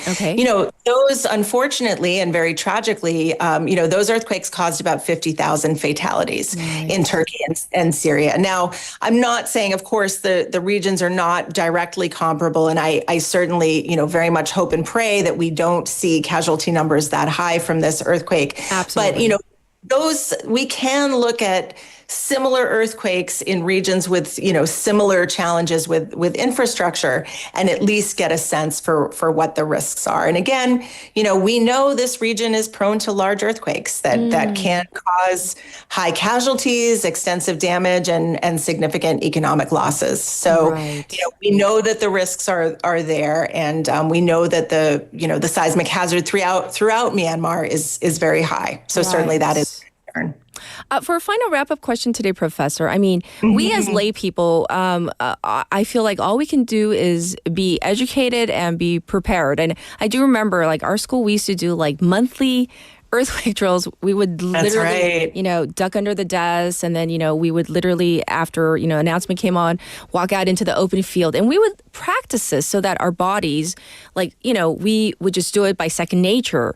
But I'm thinking in many of these places, whether it be Southeast Asia, East Asia, anywhere where the infra isn't as strong, I mean, the preparedness, isn't that a really important or component of people being able to survive if something does hit, something as big as this? I think you're absolutely right. And I think of it as being very empowering, sort of knowing what to do in an earthquake. And, as you said, for people who live in places that do have, regular earthquake drills, knowing what to do. Very often the advice that you'll get is drop, cover, and hold on. So always smart to, get under a table or a piece of furniture, hold on, make sure that your head is shielded from something falling on it. Certainly in areas where you do get advice from local officials about what to do if you feel earthquake shaking, always follow that advice. And, I think in general, being prepared for an emergency, knowing, having a plan with your family about what we're going to do if an emergency hits, being prepared ahead of time, I think is very empowering for people. Ah, yes, indeed. Well, thank you so much for giving us the latest and really great information regarding the latest on the earthquake. Thank you for joining us today, Professor. Thank you so much for having me. I really enjoyed speaking with you. Me as well. This was Professor Maureen Long, and we talked about the latest on this devastating 7.7 magnitude quake in Myanmar, also affecting Thailand and other regions of Asia as well. We are due for a song break, so here it is, Damien Rice, The Blower's Daughter.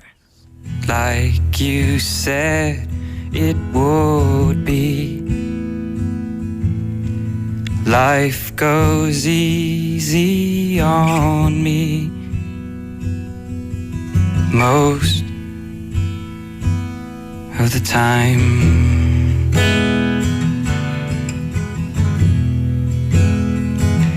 And so it is,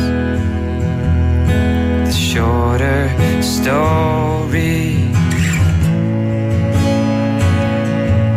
No love, no glory, no hero in her sky. I can't take my eyes off of you.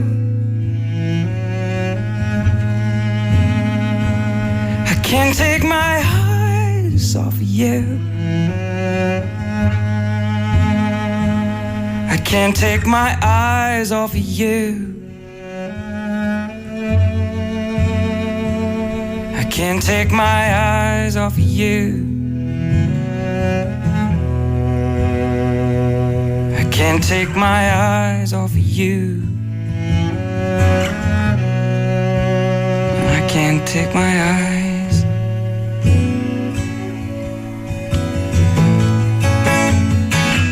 And so it is,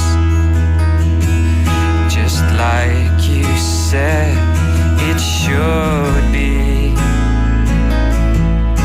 We'll both forget the breeze most of the time.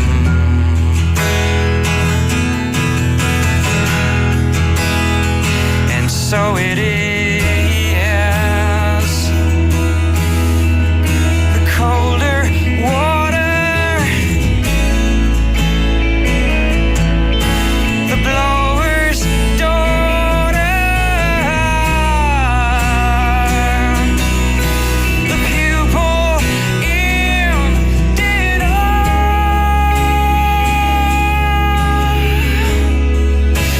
I can't take my eyes off of you. I can't take my eyes off of you. I can't take my eyes off of you. I can't take my eyes off of you. Can't take my eyes off of you. I can't take my eyes.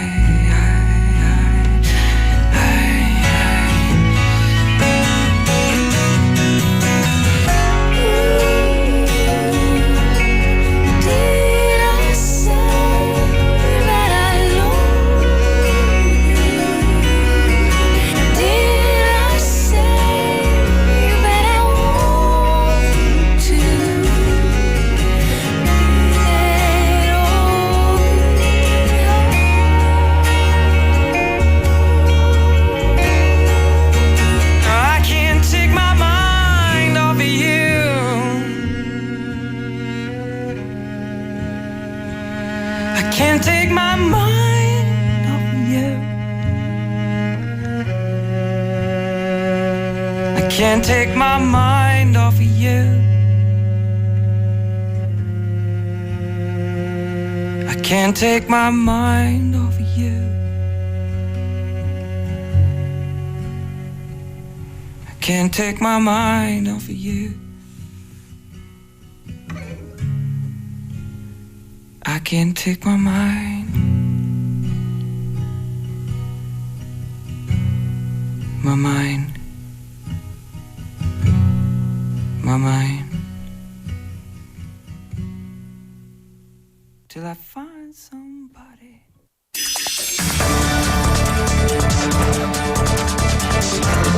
Get your local up-to-date news from Korea and abroad right here on Morning Wave in Busan with Catherine. Stay tuned.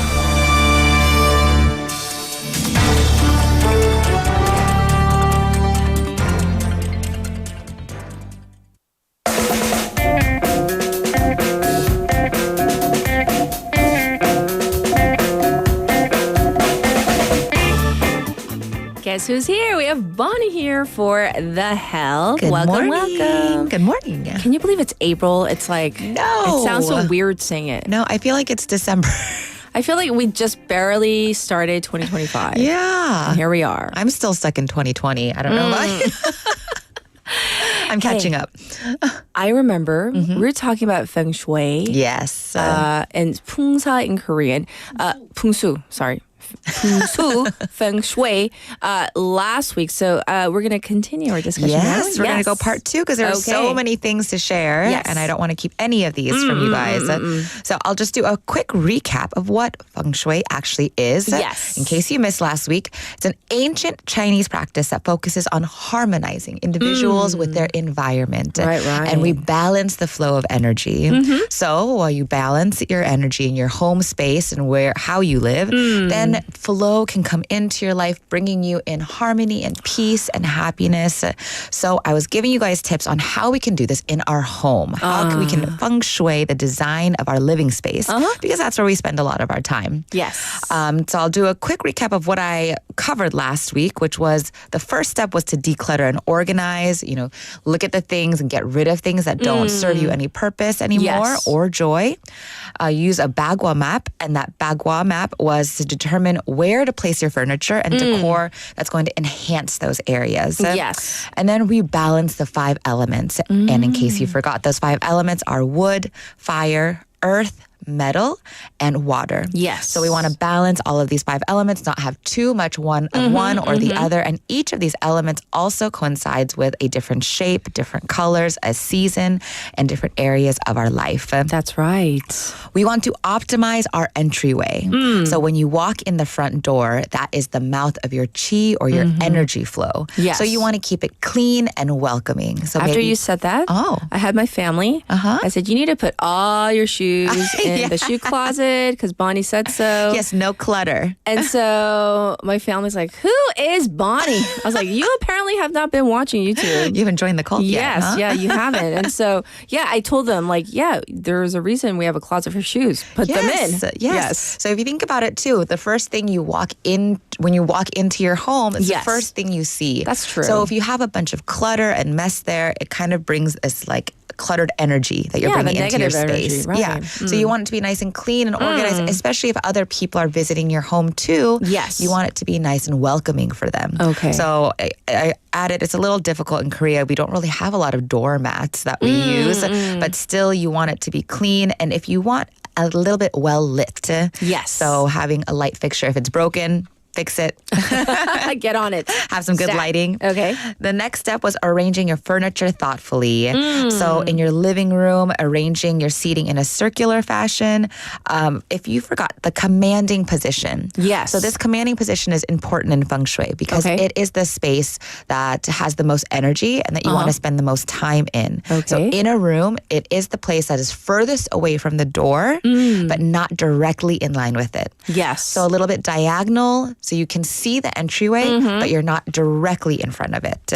And in my mind, I just envisioned the longer sofa, like it's like away from the front door, but it's like centered. Yes. Yeah. So if you're sitting on it, you're not, the person entering your front door is not directly in front of you. Exactly, yes. But you can still see if someone was Like coming who's in. coming if I had to, if I lean, yes. So in your bedroom, it is like where your bed is. In your office space, it is where your desk is. In your kitchen, it is where your stove is. Yeah. So kind of the place where you do spend the most time. Okay. Okay. So next up, we're going to go, for the furniture, you also want to avoid placing furniture with sharp edges pointing towards you. So if you're in the living room and you have a square or rectangle table, making sure that those edges, the corner parts, are not diagonal to where you're sitting. Got it. So facing it so a flat edge is towards you. And then avoiding blocking any passageways, like the hallways of your home as well. So the place where you're going from room to room, do you have a lot of clutter there as well?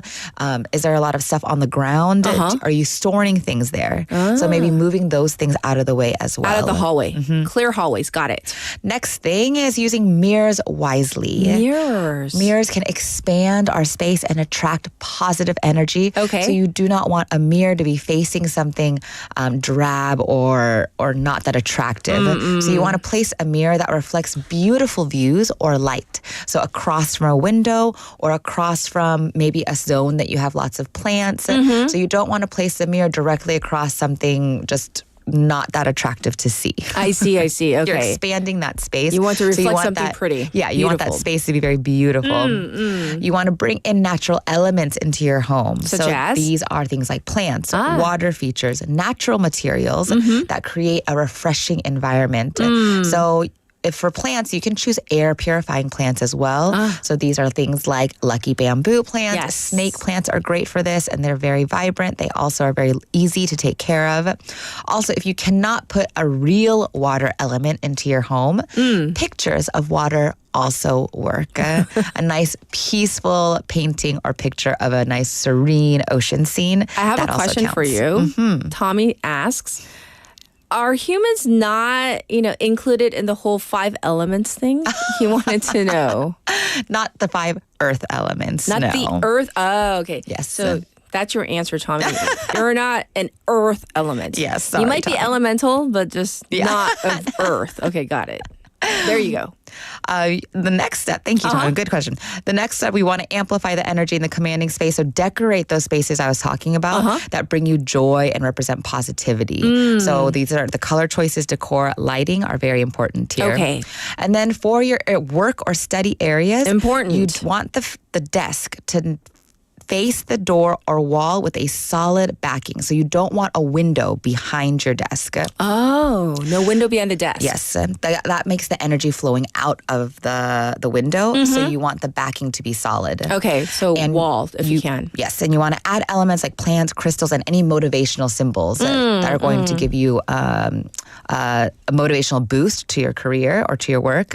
And you mentioned colors earlier. Yes. I am so curious about the colors. Yes, colors are important. For energy flow, you want red for passion and power, blue for calm and wisdom, yellow for happiness and warmth. And I'll give you some specific tips for specific rooms, like your bathroom. Okay. These have a lot of drains.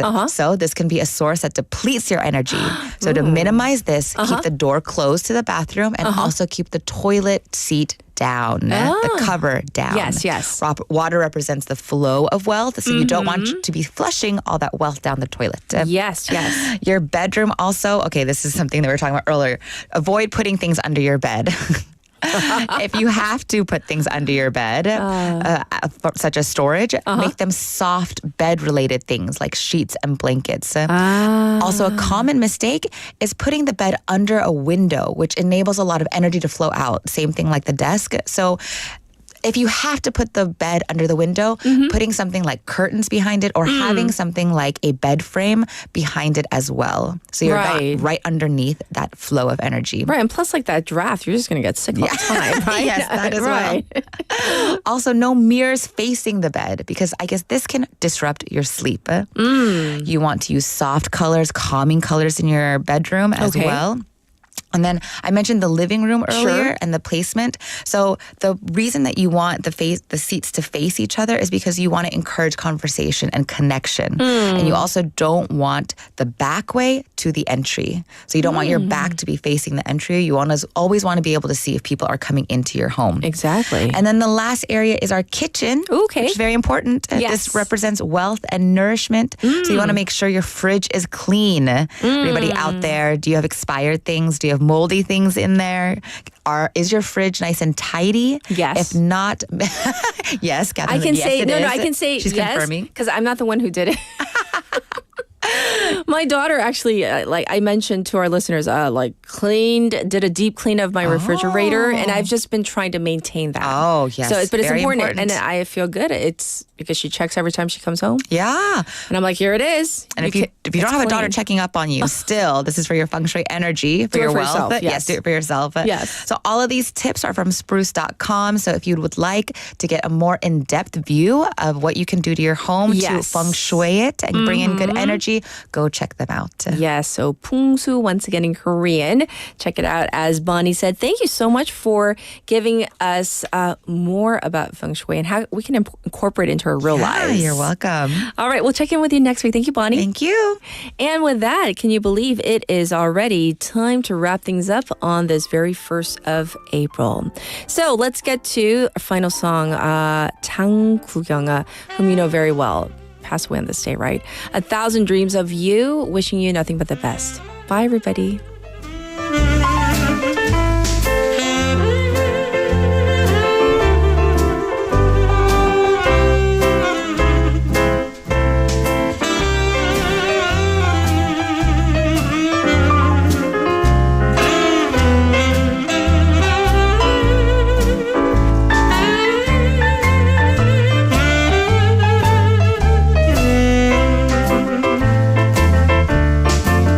Oh, it's time to dream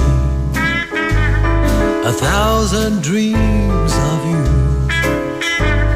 It's been so grand together, yes, together. You thrilled me from the start. You brought the spring again. Your fingers touched the strings of my heart and made it sing again. I hope you dream 1,000 dreams of me. All things we've planned, doing together. And if you do, I dream my whole life through 1,000, a million, a zillion dreams of you. All right.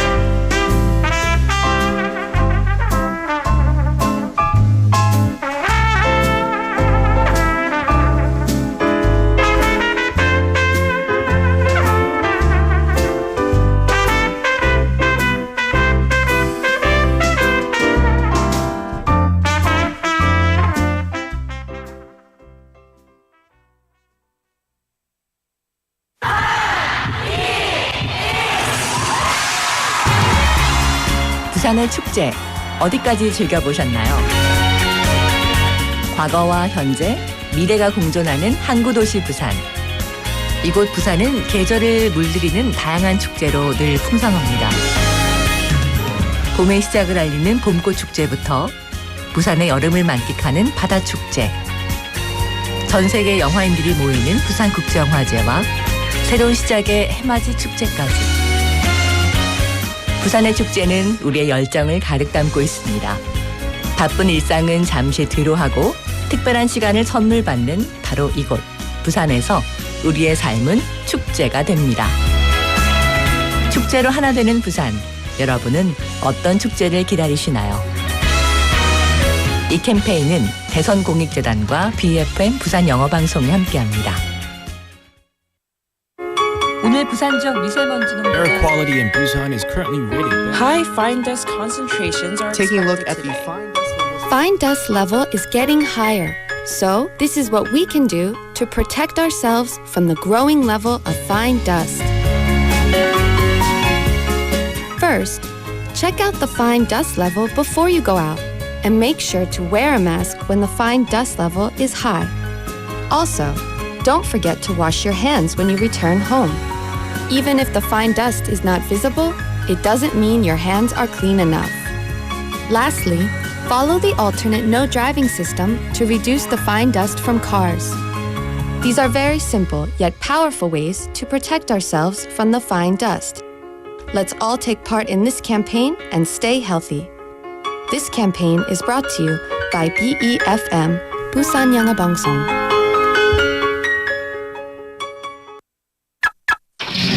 지역 경제가 힘차게 출발합니다. 기업들이 고객을 향해 더 빨리 가려면 방송 광고라는 엑셀을 밟으세요. 경제도 기업도 더 힘차게 달려가니까요. 방송 광고의 작은 힘, 경제의 큰 힘입니다. 부산 방송광고발전협의회.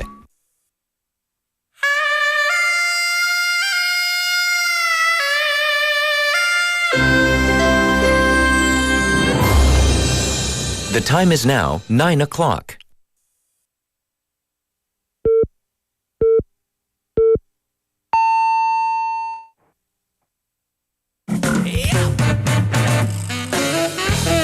Hashtag Daily K.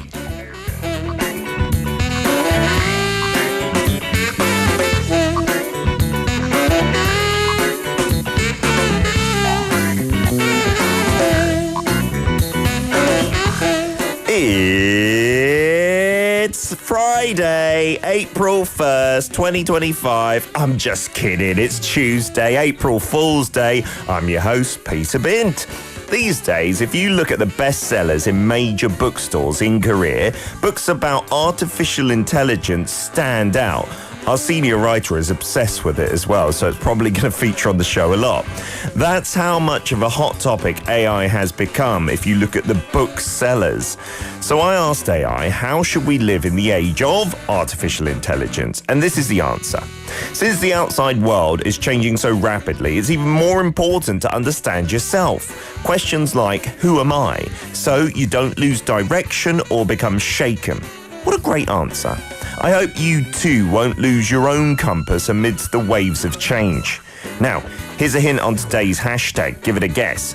What is the word that means, the way that you're going toward a destination or location, a goal or a path that an action or task goes towards? You're heading in a certain beep. It could be left or right, straight or back, east, west, north, south, etc., etc. What do we call that in English, Korean or both? Via the YouTube live stream on air at Arirang Radio. 어딘가로 떠나고 싶어 아무도 모르는 곳으로 상상만 했던 내 머릿속에 그곳 내 맘이 가는 대로 자유롭게 지내고 싶어 Don't touch me please Vroom vroom vroom vroom 기차를 타고 Vroom vroom vroom vroom 버스를 타고 Vroom vroom vroom vroom 비행기를 타고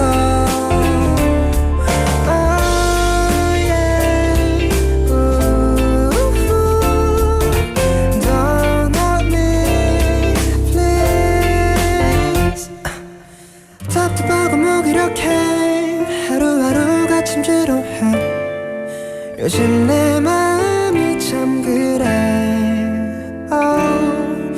거리를 걸으려 해도 미세먼지가 너무 심해서 답답함에 갑갑함이 더해졌어 핸드폰만 끄적 줬다 놨다 자꾸 반복해 누굴 만나려 해도 다들 바빠서 별것 없는 내 일상은 너무 똑같이 흘러가고 생각만 많아지네 어딘가로 떠나고 싶어 아무도 모르는 곳으로 상상만 했던 내 머릿속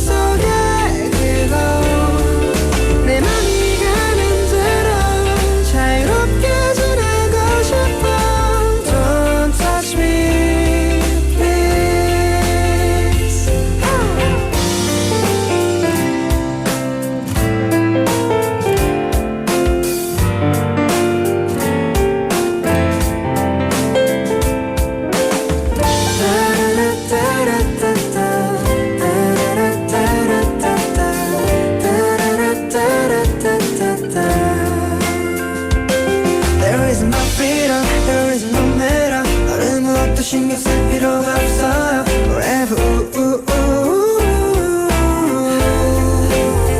언덕 위에 구름은 천천히 흘러가고 가락들 안에 남도 똑같이 흘러가 Boom boom boom boom 기차를 타고 Boom boom boom 버스를 타고 Boom boom boom boom 비행기를 타고